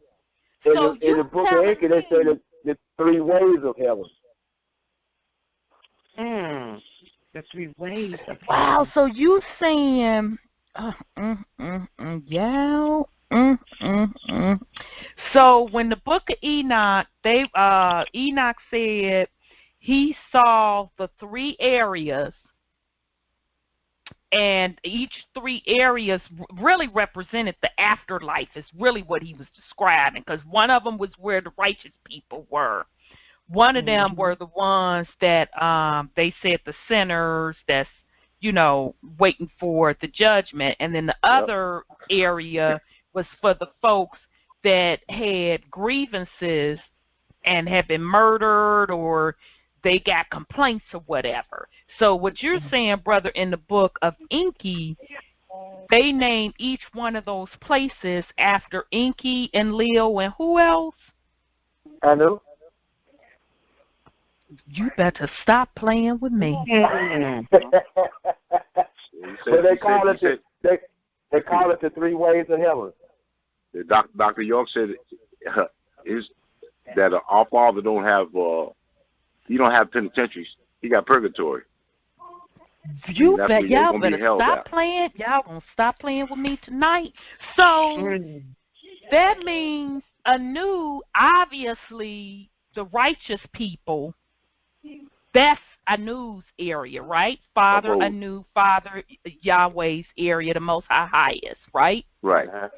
Okay, so now who has, the question is, who has the place with the sinners? Is Enki or is it in Leo? I tell you what, I can do this for you, and we can kind of see what we come up with. Let me get back up here. Let me get back up here so I can read. I think it's Enki too, sis. I think it's Enki. And the reason why I say Enki is because according to the Terra Papers, they called Enki the anti something. He was like the Antichrist because he went against the system, right? And that's the only reason why they called him that. And it wasn't like he was doing something evil with the creation. He was actually giving the creation a chance to evolve and not just be a slave the rest of its life. That's interesting. So, yeah, brother, and I mean, of course, Brother Wendell, you don't have to do it tonight, but, yeah, if you want to next week kind of give us an update on what you find out on who's over which area. Ooh, this is getting deeper. I got it right here. Just trying to pick a good spot. You got it. Okay, well, if you got it, I'll shut up and let you go. Woo! Yeah. Okay, this is, they were kind of talking about the planet. Let me start right here. The handiwork of the Creator of all. In this solitude we can admire. Let us stay. The circles observe how the moon circles the earth. How the earth its circuits around the sun is making. So Enki, by sight, agitated to his son Marduk was saying, by his father's words Marduk was persuaded, in the rocket ship they made their dwelling. For 1 circuit of earth, for 3 circuits on the moon they remain. Its motions about the earth they measured, the duration of a month they calculated. For 6 circuits of earth, for 12 circuits about the sun, earth's year they measured. How the 2 were entwined, causing the luminaries to disappear, they recorded. Then to the sun's quarter their attention gave. Path of Mumu and Lahamu they studied.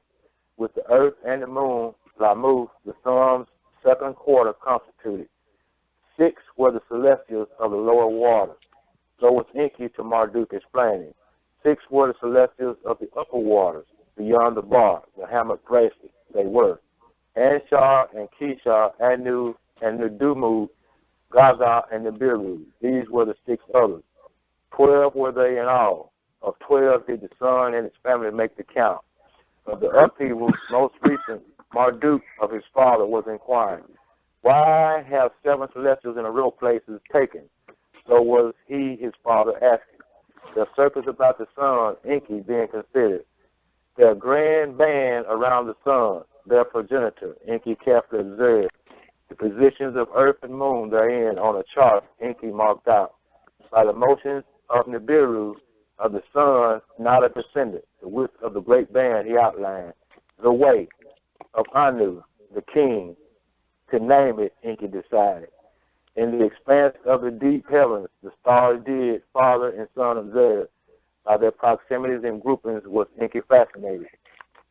By the circuit of the heavens, from horizon to horizon, he drew images of 12 constellations. In the great band, the way of Anu, one each with the sun's family of 12 he paired. To each one he designated a station by names they were to be called. Then in the heavens below, the way of Anu, which Nibiru, the sun, was approaching. A band-like way he designed. The way of Enki he designated. To it 12 constellations by their shape he also allotted. The heavens above the way of Anu, the upper tier, the way of Enlil he called. Mm-hmm. You see what I'm saying? Those are the 3 ways. The upper tier, the lower tier, and the great band. The great band is the way of Anu. The upper tier, the lower tier is the way of Enki, and the upper tier is the way of Enlil. Those are the 3 ways of heaven. Okay, so then Sis and I was right then. So Father Anu, the Most Highest, Father Yahweh, that's paradise. I mean, that's an easy one. We already know that. Mm-hmm. So that's his area. That's where the people are with him, the righteous people. Makes sense. Mm-hmm. The ones that are the sinners or whatever, that got the little issues, and that when judgment comes, this, that, and the third, you know, they're going to have their judgment upon them. That's that's Enki's area. That's the lowest area. And then Enlil has the ones who have the complaints. Mm-hmm. Now let me add something else here. That whole little series I just read right there is akin to something else that we are familiar with. As above, so below. So below. Because on Earth, when they was on the mission, Enlil was in the upper part of the continent, and the Absu, where Enki was in the lower part. And Anu, of course, was on the Nibiru, he the king. And he would come in, and he would come down from time to time when he had a problem. So that whole thing is played out in the 3 ways of heaven. That's interesting because, this just gets deeper and deeper. Y'all just don't know. I'm over here doing the hallelujah wave. So that makes sense when, remember last week we were talking about when Enoch was up above the planet, and the way he described the planet, he described it as the disk, and basically he was seeing these layers, and he saw these gateways. So those were the tiers you just described. Yeah. That's what he was seeing. Yeah. It's just that I was trying to think of. Yeah. Now I don't know. I don't know where this will take us, but let me tell you this: a couple of let me just read it. Just 2 sentences. Therein, too, the stars into 12 constellations he assembled. 36 were the stars' constellations. In the 3 ways where they're located.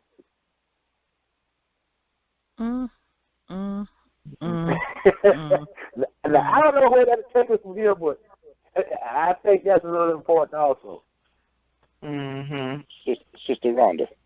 Yes, sir. That temple that I was trying to remember. It's called Angkor Wat. Bobby Can you spell it for us? Can you spell it for us? ANGKOR. And then it's WAT. 2 separate words. Okay. Now, is there a That's YouTube? the Temple of the 50 Buddhas. The YouTube documentary on that. Yes. It is, when I tell you all, it is, oh my goodness, it's fantastic, dynamite. Which one are you talking about? The one he just described, that temple, and on the temple they have engraved in stone the entire prophecy. And he said also Bobby Hemmett talks about the DNA strand is shown right there. Sure did, and that's how I even knew about it, because the first person I heard talk about it was Bobby Hemmett, and I'm like, what? And he described the temple and described how they said we were going to fall, how we were going to go to sleep, how we were going to go into slavery, how we woke up, and the DNA strand showed on there, meaning we were waking up into the gods that we are. It showed, Bobby Hemmett described all of that on this temple, and he said then that do not get it mistaken. That is talking about the people in the United States. North America, yeah. That's who's going to wake up first. The name of that series is on YouTube. It's called Africans in Asia. Africans in Asia, because I think Joseph posted it too. Joseph posted it too. I urge the family to look at that documentary. It will have your mouth hanging open. Yeah. It literally plays out the and I don't even know how old that particular temple is, but it has the entire prophecy etched in stone. It sure does. So, oh my goodness, very, very interesting. But you know who the Cambodians were, right? Who was they? I know us.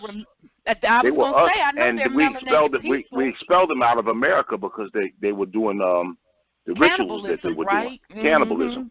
Yep, and we told them, listen, either leave here or you're going to get exterminated. Yep, you got to get to stepping. Yep, absolutely. And that's where they went to settle. Yep, absolutely. So it would make sense why they would know their prophecy, right? Yeah. Wow. Brother Wendell, you had something to put on?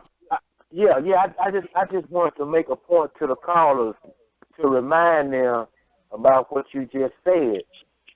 That information and those prophecies were etched in stone. In stone. In stone. So, not on some paper. Absolutely. Yeah. So in other words, somebody actually did that. And number two, if you remember, we explained to the callers that all the information that's written in stone, those are called the lost books. That's another lost book. You did say that. I remember you saying that, Brother Wendell. And when you said that, I said, I be doggone. He's right. He's right. Oh, it's so amazing. Gosh. He's right. And like I tell people, I say, you want to sit up here and try to convince me that the people of color wasn't during that time, but yet they left it in stone. But everything, the other whitewashing that has gone on, it's on some paper. I'm supposed to be Willie Lump and believe that. You want to dig up a clay thing with these white faces on it and throw a little charcoal on it and claim that you carved and dated it. But yet we have stuff that's carved over the mountains. I'm boo boo. Okay, you know what makes that so beautiful? They still digging it up. Still digging it up, getting upset in the mud. Every time they break ground, they dig it up. and getting upset in the mug, and it's like, stop lying. Go ahead on and tell the truth so everybody can just, like Dr. Henderson said one night, and I still laugh about this every time. Facebook, face the facts. Face it. So, you know, they need to just face it. Yeah. It is what it is. And ain't nothing Just you can like do with about the Olmecs, you gonna dig up with somebody with a pickle nose and some cornrows and beads, right? Beads and shit. Hey, look here. Don't forget about the eagle's head without the mask on it. Exactly. Don't forget about that eagle's helmet, because they all wearing the eagle's helmet without the mask. Exactly. Yeah. So it's just like their face on the moon. It's the same people that we're talking about, the same bloodline. Yeah. So, wow. Yes, sir. I made a statement one time on the call. And it wasn't a statement I asked doctors, but I knew what I was doing. And it was a brother that had posted something about Revelation. And no, it wasn't Revelation. I'm sorry. I'm mistaken. But he had put down basically that the Son of Man was Barack Obama. And I corrected him, and I said that, no, bro, I don't think you got that right. I said the Son of Man is Dr. Henderson. So he went on. He said it was Daniel chapter 7, verse 9. And I had wrote it down because at the end, Doc said, I believe the Spirit had that brother to ask that question. He said, I love him. He said, he asked Shelly, did she get my number? My eyes welled up like what's the name? I was in disbelief. But the brother that put it out is supposed to be a man of the cloth, and he's supposed to be one of us. But I went back to see the post. He completely wiped that post. He completely wiped that post out. Well, good. What his interpretation of what's his name. So I asked him, did Barack Obama have anything to do with that particular passage? And he said, yeah. He said, but not as no Son of Man. He said, you do know who the Son of Man is. I said, yeah, I know. I want somebody else to know. I didn't put no names out there.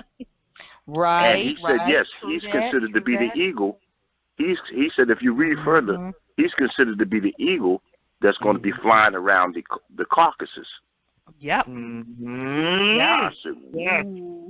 Yeah, when he said that, because I remember that call, and I was like, ooh, because when we did the show, remember Brother Wendell, when, because sis, you was on vacay when we did the show on what does the Battle of Armageddon look like, and we were discussing the scriptures and that passage about the eagle, and one of the sisters was confused. And we said, well, the eagle represents the U.S. Corp. And she was like, well, I thought, Brother Wendell said our ancestors. So we had to break down how it could, these animals means different things at different points. We said, but we're pretty sure that the eagle means the U.S. Corp. United States and the Vatican. Yes. Right. So when when you and Doctor were having that exchange on the call, and when Doctor said that, I said, doggone it, we hit that one out the park. So that was a very, very good exchange. Yeah.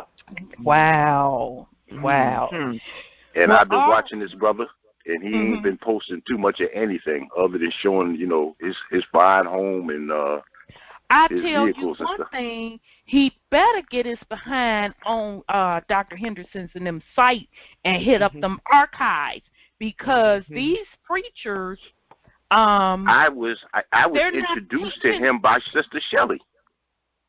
He should know better then. Our names are close. She mistaken me for him I get with you offline about that. that. Yeah, because I don't want to put him out there on blast. Yeah, no. I got a message on that. I got a spiritual message on that. I'll put you up on game on what's going on that. I'll put you up on game. Yeah, I can see through it like a tissue slice of bologna. I got it now. I'm going to get with you offline. Okay. Yeah, okay then. Yeah, we'll talk about that offline. Okay. Okay, family. So what we're going to do now, we didn't even get through the Book of Enoch. So we'll finish that up next week and get back into El Holy Tablets and tie in Terra Papers and the Book of Enki. Yeah, the rabbit hole gets deeper and deeper, but it's bringing all the pieces together. So isn't it a beautiful thing? I can love come it. around like-minded people. I feel so at home, like I've been long lost. And the part of it is, and you're gonna be on the panel from now on, right? So you're gonna be right in this mix with us, digging this up.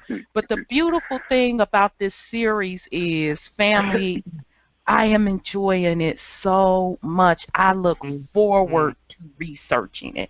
And it's like the doors just open. I'll run across a word or a name, and I'll stop, and it don't take me long to find out what that source is, and it all ties together. And then when we bring it before you all, the panel chops it up, puts the pieces together. Then when we open up the phone lines, you all bring more pieces in.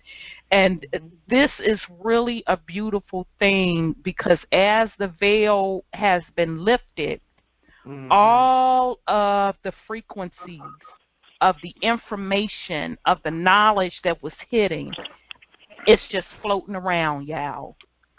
So all you have to do is tune into it, and that's why this is starting to come to us.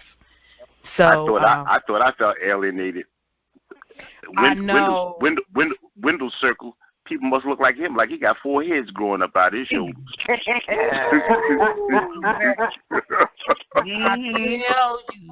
tell you. Hey, I'll put it like this. They all think I'm crazy, and I tell them I'm crazy. I know damn well they got to, because they think I'm crazy. Yeah, I'm crazy. Well, you just don't take it the wrong way. That's not our problem, because that's not crazy. It's an outhouse mouse. We got our 23 strands activated. That's not my problem. They'll get theirs when it's time. So I'm gonna open the phone lines, family. So just a second. Okay, so if you have a question, you want to have any questions or comments, press *6 to get in the queue. So *6, we have our first call, or they're lining up now. I think this is Brother Kale, 216, so I'll open up. 216, you're on the line. I think this is my brother Kale. Hey, how y'all doing? Hey, Brother Kale. Yeah, when he was talking about something with Christopher Walken, was he talking about prophecy? Yes. No. Was that the movie he was talking about, prophecy? Yeah, it's called The Prophecy, and it was made in 1995. Right. And when you said the people in this country will be awakened first, now you know they got a Star Wars coming out called The Awakening. Right. And you know what? I'm telling you, we're going to be busy. So, Brother Kale, I'm just letting you get your little rest for not being on this panel. But you know we're going to start back up the movie review. So get your rest together, boo-boo, because we got reviewing and analyzing, because, we got to chop the Star Wars up. That's a given. We got to chop the new one up. And I wouldn't mind us chopping up the prophecy one.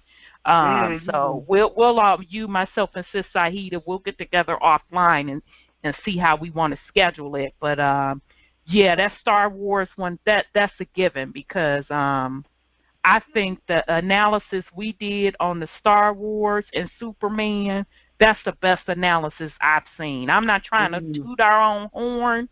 That's the best analysis I've seen out there. Star Wars was a good one. I mean, if I had Wi-Fi at home, I'd be listening to the show again. Yeah. So we chopped that up. So so get your rest, beloved, because we got work to do on these movies. We finna go in.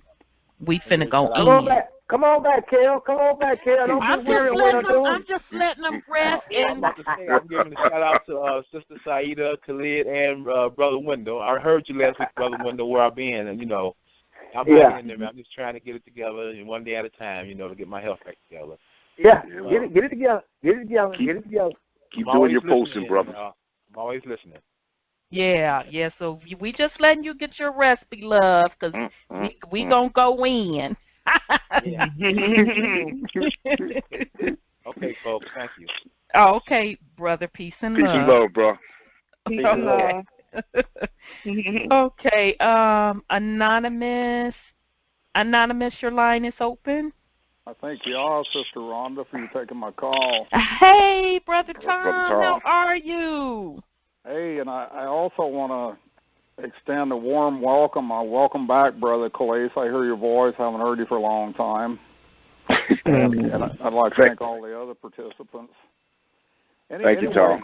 Great, beautiful subject matter tonight. You guys, you've been on the ground, you've been up and down the wall, you've been on in the inner earth and the outer earth, and really scratching the surface. But anyway, some of that stuff, it's really ringing up, But in listening to all this talk, I got to remind us all to remember that in prophecy it says all men are created equal. We hold this truth to be self-evident. You ever heard something like that? Yeah. Anyway, when we talk about melanin, Brother Henderson, I've asked the question many times. It's been confirmed. It talks something like this about, there's been many of the books removed from the Holy Bible. I believe that, but we also been told to always believe half of what you see, none of what you hear. None of what you heard. Mm-hmm. So when we read Scripture, I'm kind of compelled to apply that, but we've got like 40-some books missing out of the Bible anymore, right? True.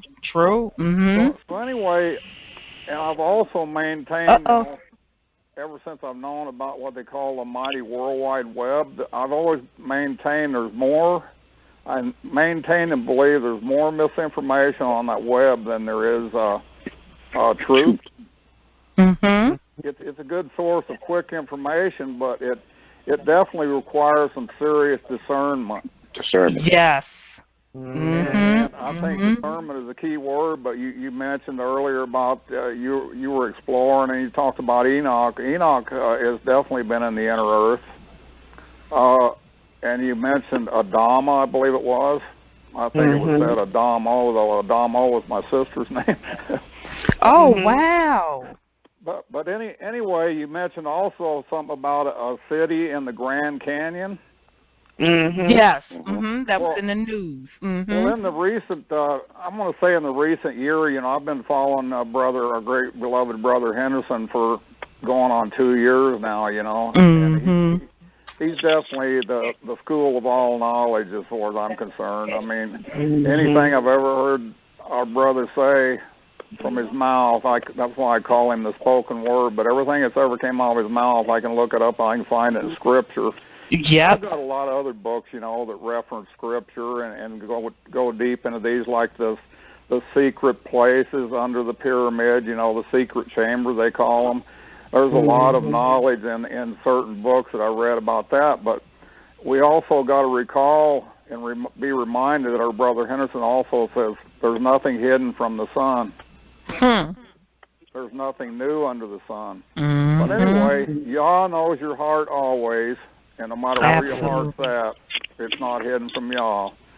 But anyway, that secret city in the Grand Canyon, the sacred city, there's also a school. It's an ancient school, and it comes down from what we refer to a lot of times the indigenous people. Like we say, some of us are more or less melanated than the others. Right. Sometimes you get me going. I'm thinking I'm a minority in this group. But I know we are all one, okay? So I accept that. You guys just go carry on all you want. That's not right. Because remember, it's about a bloodline. Love you too, Brother Tom. Peace and love. Absolutely. And again, that's why I was making the point when we were talking about the redheads. And that's why I was telling the highly melanated people by skin. If you look at the skin, you better be careful. You don't know if you want to call yourself talking about somebody like a dog, this, that, and the third. Right. It's in the blood. It's a bloodline. That's all it is. You got something that's black as coal, boy, but got that Nephilim bloodline in them. Right. You better dance. That's right.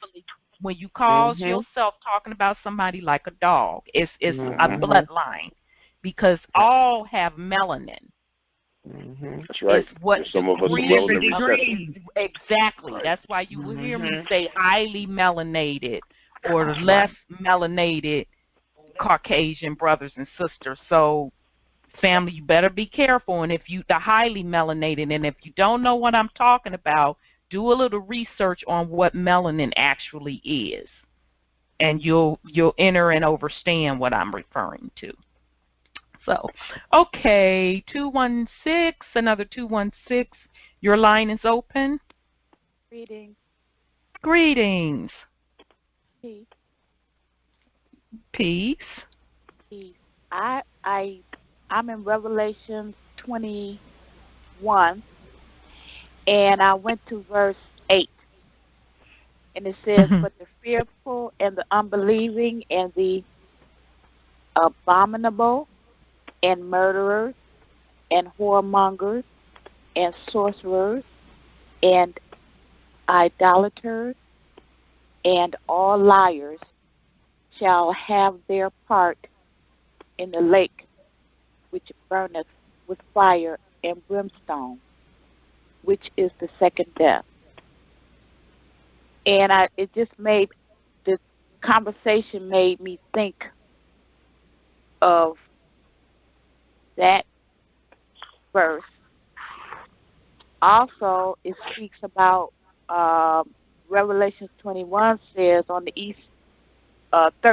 Revelation 21:13 says, "On the east 3 gates, on the north 3 gates, on the south 3 gates, oh, girl, and on the west 3 gates." And I'm thinking, okay, I'm hearing this 3, and I'm hearing gates, and I'm like, So wait a minute, sis. Let me write that verse down, because I'm finna go back and look that up. What Revelations? What, beloved? Revelations 21. Verse 13. These are just things that came up in my spirit. I just put it out there, okay? Love it. Okay. So then you guys were speaking about Syria. Fascinating. All of this is fascinating to me. And I went to, and it always stuck with me because I kind of really didn't know. I didn't know what it was saying. But when you guys were speaking about the trees, you were speaking about the trees and everything. Revelations 22, verse 2, says, "In the midst of the street of it, and on either side of the river, there was the tree of life, which bare 12 manner of fruits, and yielded her fruit every month, and the leaves of the tree were for the healing of the nation." Wow. That stuck with me. That's been with me for eons, 20-some years, I'm sure. And so when you spoke about that this evening, I had to get up and go to the computer and get to that Bible Gateway and find that, and that's where it is. Wow. Also, I wanted to put out that when you spoke about the redheads, I thought that was fascinating also. If one was to look, and I'm not saying it's just me, I'm just saying as an example, if one were, in my younger years, if one were to look at my hair, it would look black. I thought my hair was black. But one day I stood in the sun, looked at a strand of my hair in the sunlight, and it had red. Yes. Okay, it had red. I saw red. Okay, so I'm just saying that to piggyback on what you were speaking about, the red heads and the melanation and all like that. And I got some color, okay, but I understand exactly what you're saying about the red heads, and it made me think more on that, what you're speaking about. Right, because a lot of us that's highly melanated has that, we don't think we do, but like you said, when you step in the sun, you can see a little bit of the red. Yes, red. You can. Blonde too. Yeah, and blonde too. Absolutely. Absolutely. And the last thing, I remember my aunt, she's made her transition, but I remember my aunt speaking, she had 2 boys. And I remember she would tell the story about her oldest boy, my cousin. When he got here, he was very fair-skinned, baby. And he had, if I remember correctly, he had blue eyes. Okay? So we have to remember that because we are who we are. Exactly. And it ties in, I think, to what's being said here, the seven sisters or the 7 mothers that from the Terra Papers. That's right. All of that, comes into play. So this is beautiful. Lord have mercy. Thank you beautiful, so much, and sis. I just love it. And thank you for everything, Brother Wendell, Brother Khalif, Sister Saida. Peace, love, truth, freedom, and justice. One heart, one mind, one spirit. Peace and love, sis. Absolutely, sis. Peace and love, sis. Yeah, and, that's why Dr. Henderson keeps trying to tell the highly melanated folks, y'all better get off that color thing because you're not getting it. It's not about the color. You got to go to the bloodline. You can't look at people and say who is who.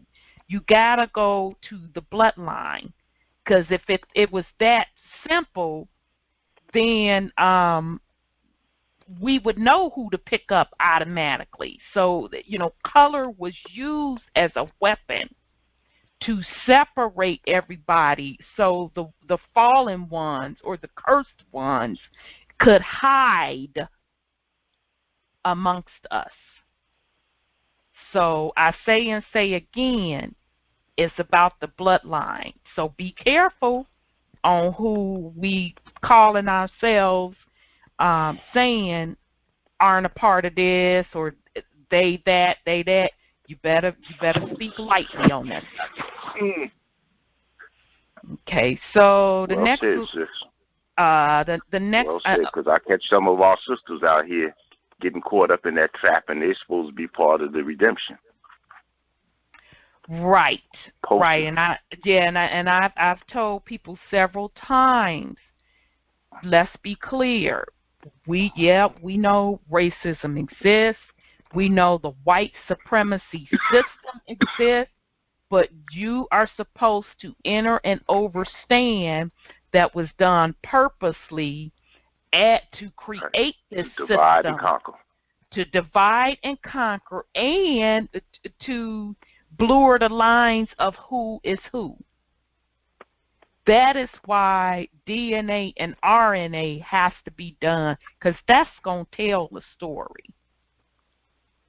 That's going to tell the story. So I have to keep telling people, I can't judge people by, they this color, they that color. I have to judge them on their character. I have to feel their vibration.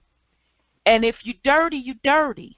And I'm going to pick up you dirty. And that's whether you highly melanated or not. If you dirty, you dirty. And I'm going to MF call you out for being dirty. Bottom line.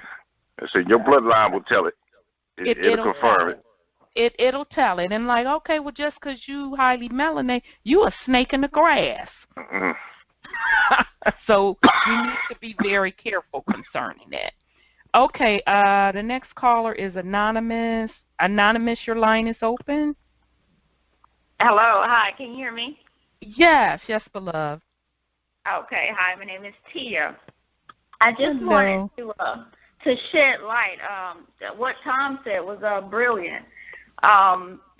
Everything that comes out of Dr. Henderson's mouth, it can be backed up by true documentation. That's right.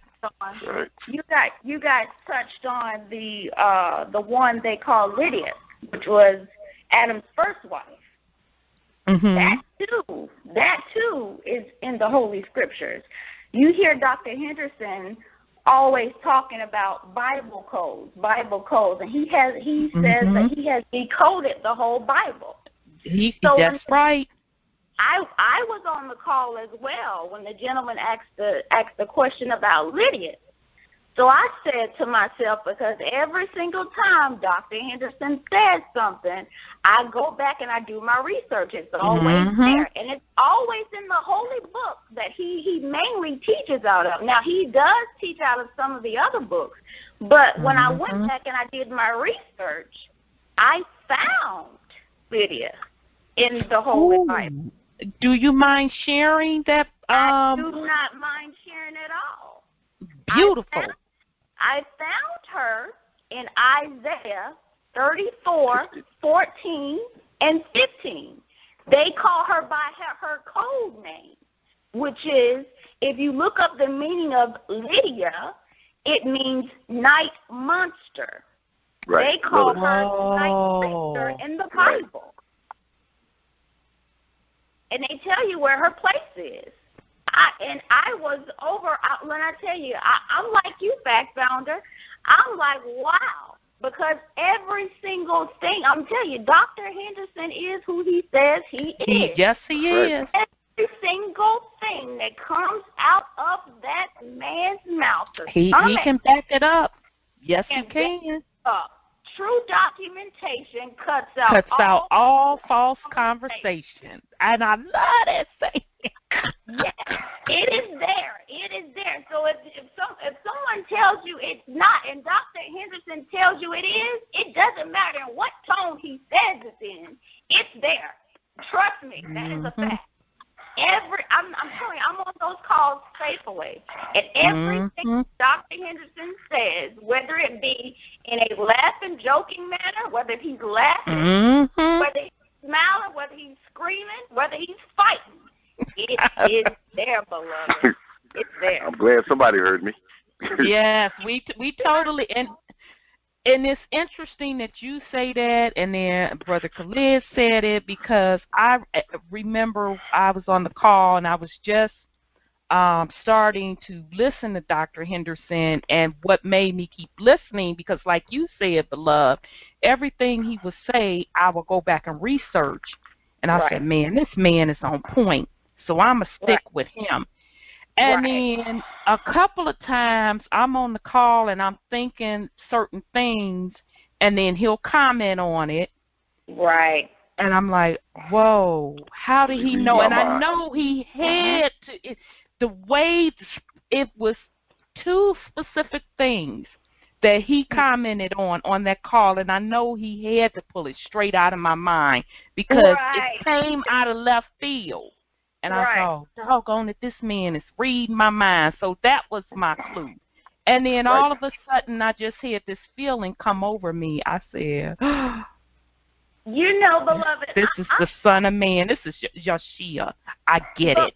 Wow. Beloved, I'm often looking out of my window and checking my phones and make sure I don't have any microphones as well, because a lot of times I'm speaking and I'm talking and I'm reading, and it's just like, I'll get on the call the following week, or, it'll be a discussion, and then they'll say, well, Dr. Henderson said this, or he's speaking, or he'll touch on something that I had a question about. And I'm like, wait. That'll happen too. Absolutely. Wait a minute. What is going on here?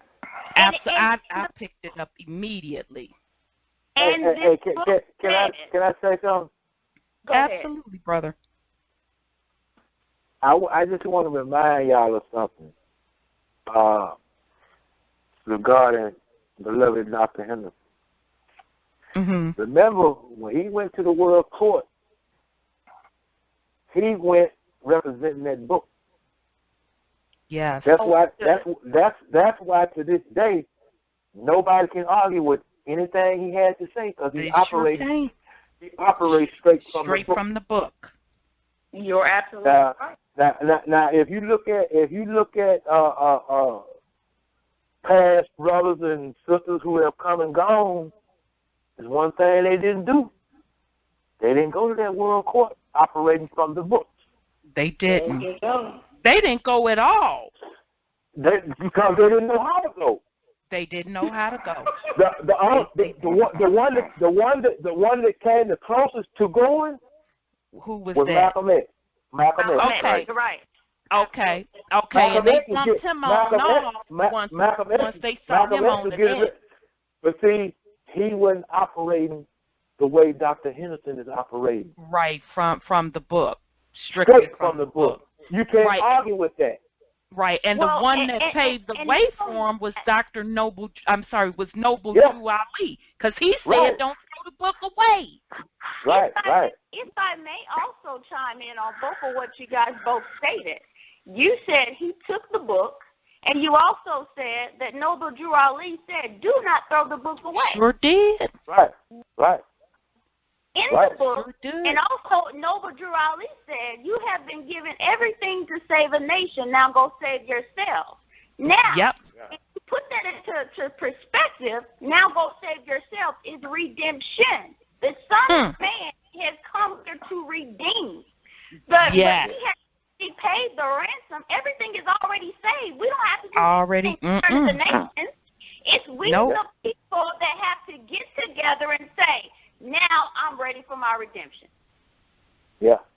Absolutely. Yeah. Absolutely. Wow.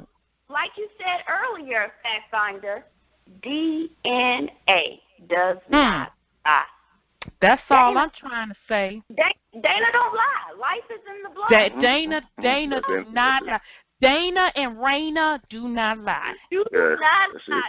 Look, thank you, sister. Thank you for letting me. Don't let me forget about Raina. Yeah, DNA and Raina. Right, Dana and Raina don't lie, and aren't they not the documentation? Okay. Aren't they not the documentation that cut out all false conversation? They are, and Dr. Henderson also said something else. I'm not sure what call, but it was here recently. He also said, at the end of the day, documentation, even all the words on the page, they're going to melt away. He said that. He said even the page. He said at the end of the day, the Father don't care nothing about even the letters on the page. That too will melt away. But Dana and Raina. Nope. Life is in the blood. Yep. Dana and Raina ain't going nowhere. They ain't going nowhere. I trust in the blood. Absolutely. With all that, you guys have a great nightfall. You do the same, beloved. Thank you, beloved. Peace and love. Wow. Great jewels drop there. Yes, she does. Yes, she does. I thought I was listening to her in the beginning. Yeah. I had to. I'm like, oh, boy, we know we just all just online and just feeding off each other. It's beautiful that the family's locked in and we all get in the audience and we all starting to gather together. It's a beautiful thing. Okay, 301. We have two more callers. 301, your line is open. Yes. My grandmother and them was Cherokee Indian from the Virginia area, and all of them had red hair.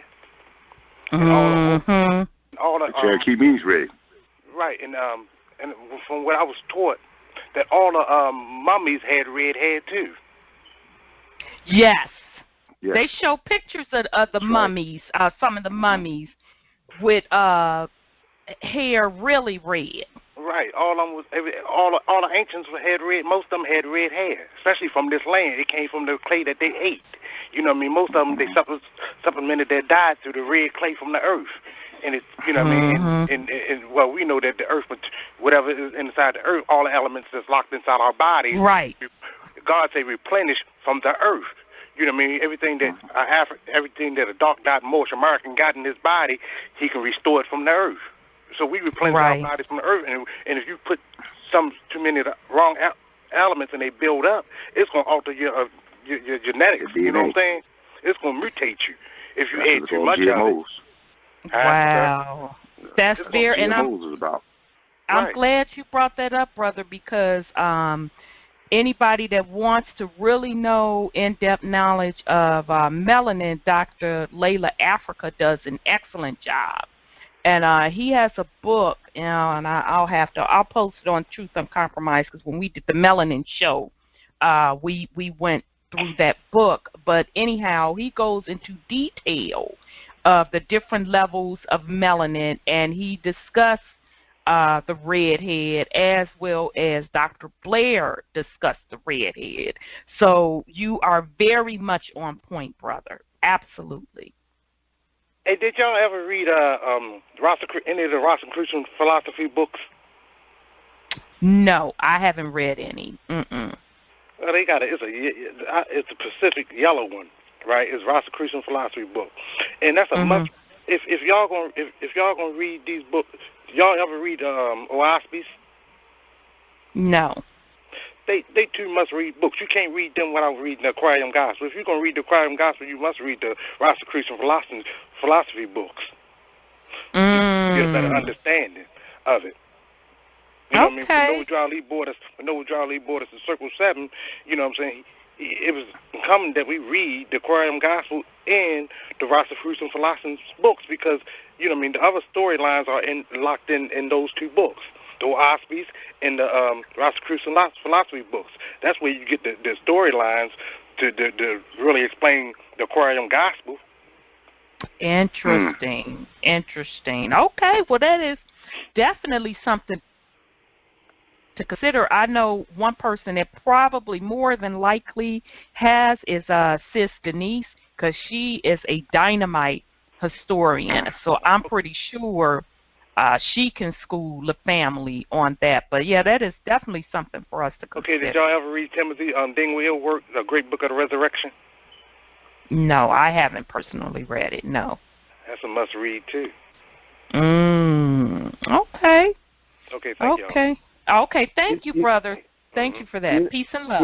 You know we're gonna have to request. What, brother? Everything changed. We need that big gigantic library that we used to have way back when. Yes. We're gonna get it back though. Because it's still here. They just stole it and hid it. Right, because a lot of it is hidden under the stinking behind Vatican. I'm trying to keep my language clean tonight, child. Yeah. Can you really know what I want to say? Can you imagine? Can you imagine 5 to 7 miles of artifacts and literature under that place? That's a gigantic library. Yes. But that's okay, because we taking it back anyway. So yeah, they were doing the will of their Father. Yeah.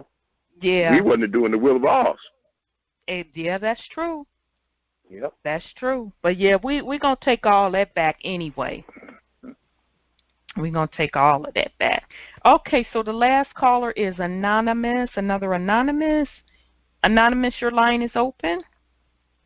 Thank you all for you taking my call. You know, the redemption and global reset's about a second chance for everybody, but I got abruptly cut off just as I was starting to say I love you all. Color doesn't matter. And the brother was just on. He was talking about his red-headed grandmother, Cherokee. Well, my grandmother was 100% Cherokee, and she was white hair because she was an old lady first I ever saw her. I don't know what she looked like in the younger days. You know, that's what grandmothers are all about, I guess. But my great-great-grandfather, I've seen pictures of him. His name was one Thomas Jefferson Williams. And he was about trail of tears that led the Cherokees to their, I guess, ultimate slaughter, if you will, in the Tahlequah, Oklahoma reservation. But he was a heavily melanated man, Thomas Jefferson. Interesting. Anyway, the sister that spoke before the last brother, I appreciate her acknowledgement of what I was really, the point I was really trying to make, that she was paying attention. And Brother Henderson uses that lineage and language quite often. Pay attention, and you better get it right. So we're all doing good. I appreciate all of you family for bringing all the truth. Keep carrying the light. I am Tom. I am the light. We got to carry the light. We got to continue to wake our brothers and sisters up, no matter what color they are. I love you all. Peace, love, justice, one heart, one mind, and one spirit. And I yield. And keep one more thing. Sure thing, brother. Keep watching the sky, because there is a significant things going on in the sky. We talk about quite often our galactic brothers and sisters. Well, my galactic brother recently told me that, I want to be a known galactic brothers. A lot of them don't understand galactic, true galactic. I think I've been there. I believe I've been there. Better word. Thinking and knowing. But I believe I've been there. But you talk quite extensively about the inner earth. Well, I gifted several books about the inner earth to people. Sis Rhonda, I believe you're one of those on the receipt. Yes, you did. And anyway, that was an effort to share the truth about the inner earth. And our galactics, they definitely had a strong presence, but I'm sure most have heard the story or read a little bit about the story of Admiral Byrd, one Admiral Byrd. He was a Navy fellow. I'm a former Navy veteran. I was a brown water and a blue water sailor at one time or another. But anyway, there's another sailor that he experienced encounters with the inner earth. His name was one Olaf Jansen. He was a Norwegian fisherman. And he spent a couple of years on the inner earth. So I've got enough credible information. I can believe that this is very real. But the galactics, most people think they're just the ones that float around out in outer space, if you will. But the inner earth, the galactics are definitely galactic, and they've been there, I'm going to venture to say, much, much longer than we have on the surface. We've been on the surface. Yep. And we so, in agreement. So when you really get into all that subject matter, and I can say for sure that they're more than carrying their part on the restoration of humanity on the surface, and they do love and care about us. We love and care about them, because when the light bursts together, and that light, the mighty light, a lot of people refer to as the North Star, that is essentially nothing but the inner sun shining through the northern portal of this. Interesting. And back to the Admiral Byrd. Admiral Byrd was persecuted for bringing the truth back to the surface, and he brought the message back. Anyway, if anybody really cares, he's our brother. He's still alive and well, and he is living in the inner earth, and he's stationed and in service to the inner earth and the southern portal called the South Pole. Yeah, you don't have to worry about Egypt. And all Good these for quakes, him. all these quakes, this quake and all these storms. I got a week ago, I got 18 inches of snow dumped in my yard. Well, that's my father cleansing the planet, okay? We had several hunters trapped up in the wilderness. Some of these mountains, we got 7 peaks. You guys touched on a lot of this stuff. Like I said, you bounced off and you scratched the surface. You went up and down the walls. And anyway, I don't want to drag it out, but these things they're in my heart, so I need to say them, if you can bear with me. But this is all coming together in oneness. This light, and Dr. Henderson talks about this quite extensively many times, about there will be no sun, there will be no moon. The Father will illuminate all. Well, when the merger of these two lights, the light that you're seeing shining through the northern portal and all others, when they come together in oneness, it's like Brother Jimi Hendrix said, when the power of love overcomes the the love of power, then there will be peace on earth. And I think we can all see that now. We're standing in the threshold of the now. Mm-hmm. And I don't know if you intended it, but you said the New World Order earlier on. I think you probably meant to say the now, which is the new order of the world. I'm not if I'm speaking, I'll say so. But anyway, all that said and done, like I said, it is about coming together in oneness, and we are one. And it's definitely about the bloodline, you know, the color of your hair, the color of your skin has nothing to do with where our origination was, and we were all created. You know, so. Yep. Anyway, about Dana and Raina. What's that? It's about Dana and Raina. Yep. Okay. Well, thank you, Brother Tom. I'm sorry, go ahead. And that was beautiful that the sister brought that about the tree of life, because it definitely in Revelation 21:13, and you know, it's in the Garden of Eden. It's alive and well. It's in the inner earth. You can read about that too. Wow. Well, thank you so much, Tom. Thank you, beloved. Well, thank you for taking me back.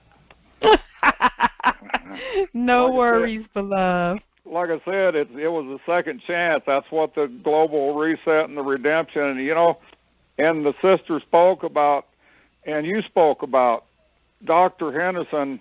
He's cutting all corners, you know, and I've heard a lot of, you know, slack, and there's been a lot of misinformation, but it's like he said all along, he didn't cut any punches. You better get it right. And I acknowledge, after listening to my brother 10 minutes, I was told him, I listened to him 10 minutes, and I said, this is the chosen one. And I've said, and many times I've said it directly to him, there's no question, you are the spoken word, and Scripture is the written word. And, you know, and I've also talked to him about all these missing books of the Bible. What are we really missing? And they will be restored. Just as sure as the planet's being restored, all the true word will be restored. Absolutely. There's no reason that we shouldn't have all that truth. You're absolutely right. Anyway, I yield. Peace, love, truth, freedom, and justice again. One heart, one mind, and one spirit. I love you all, family. Love you too, Brother Tom. Peace unto you. And then it cracks me up because he says, yeah, you know, my great-great-great-grandfather, and he gets to name the tribe. Yeah, he was highly melanated. Well, Tom, we already knew you had that in your bloodline, so, you know. You wouldn't be here. There you, exactly. there you go. We knew it was he when he brought that up.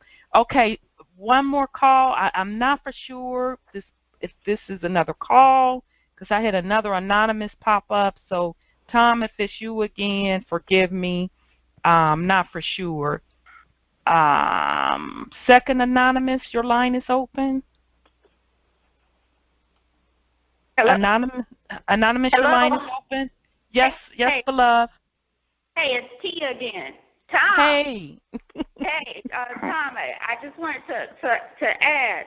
You said you spoke out of turn. This is Truth Uncompromised. Is that correct, Fact Finder? Yes, it is.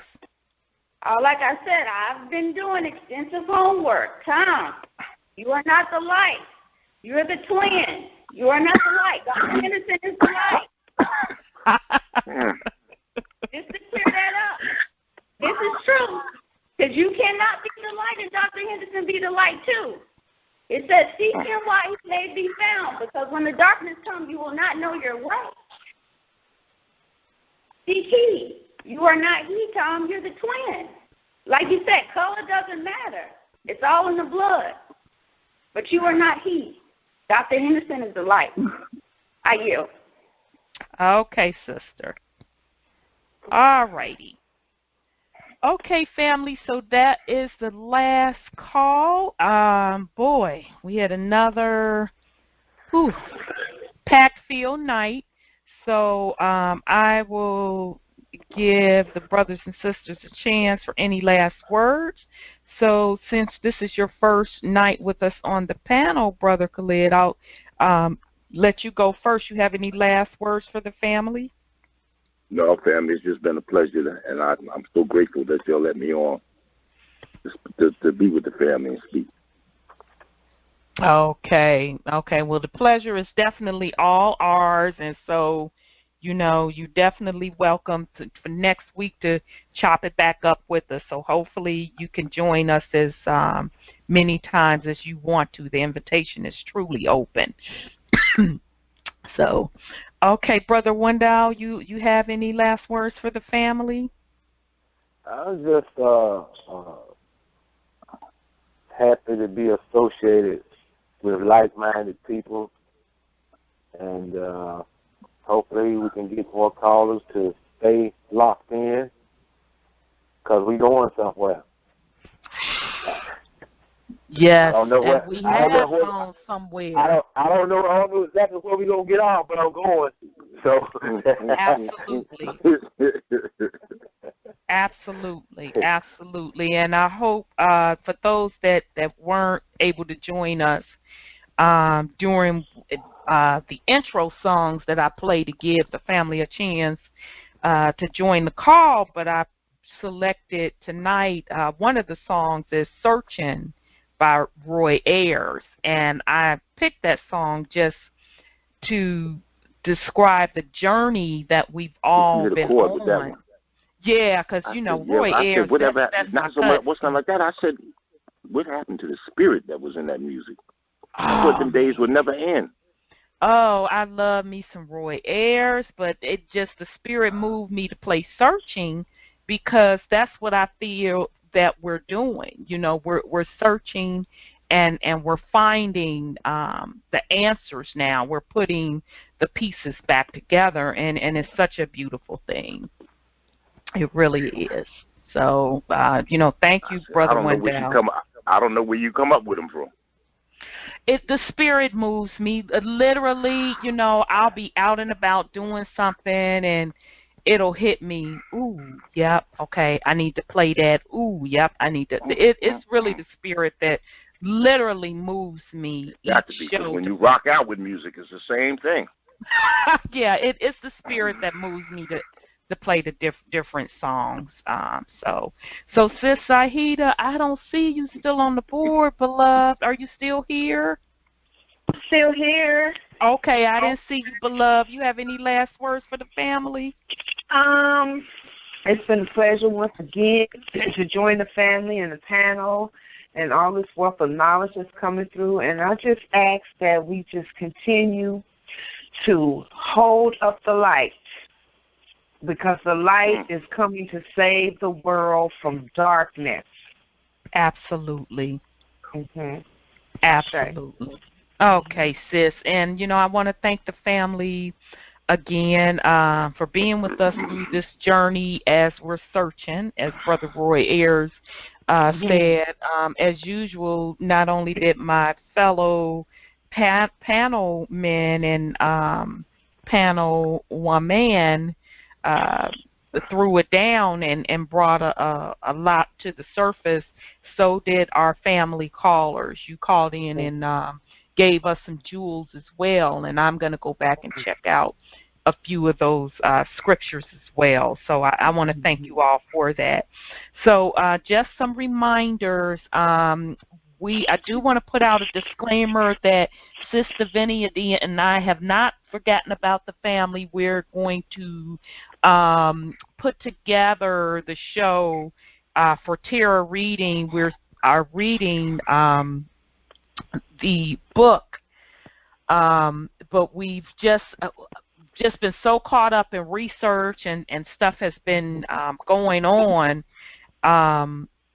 We're going to get to it. So it'll either be the end of this month, is when Rocks Cry Out by Horace Butler. It'll either be the end of this month or beginning of next month. So we're trying to get enough chapters under our belt to put together the first show. So if you all want to read along with us, the book is absolutely dynamite. You really won't be able to put it down, and the only reason I'm not done with it, because as y'all can see, I'm so in the thick of digging through these ancient texts and papers, that's kind of taking me away. So I'll put it all on me. But we are going to review that book, When Rocks Cry Out by Horace Butler, either the end of this month or the beginning of next month. So watch the Truth Uncompromised Facebook page, and we'll give you more details when we put on that first show on tarot reading.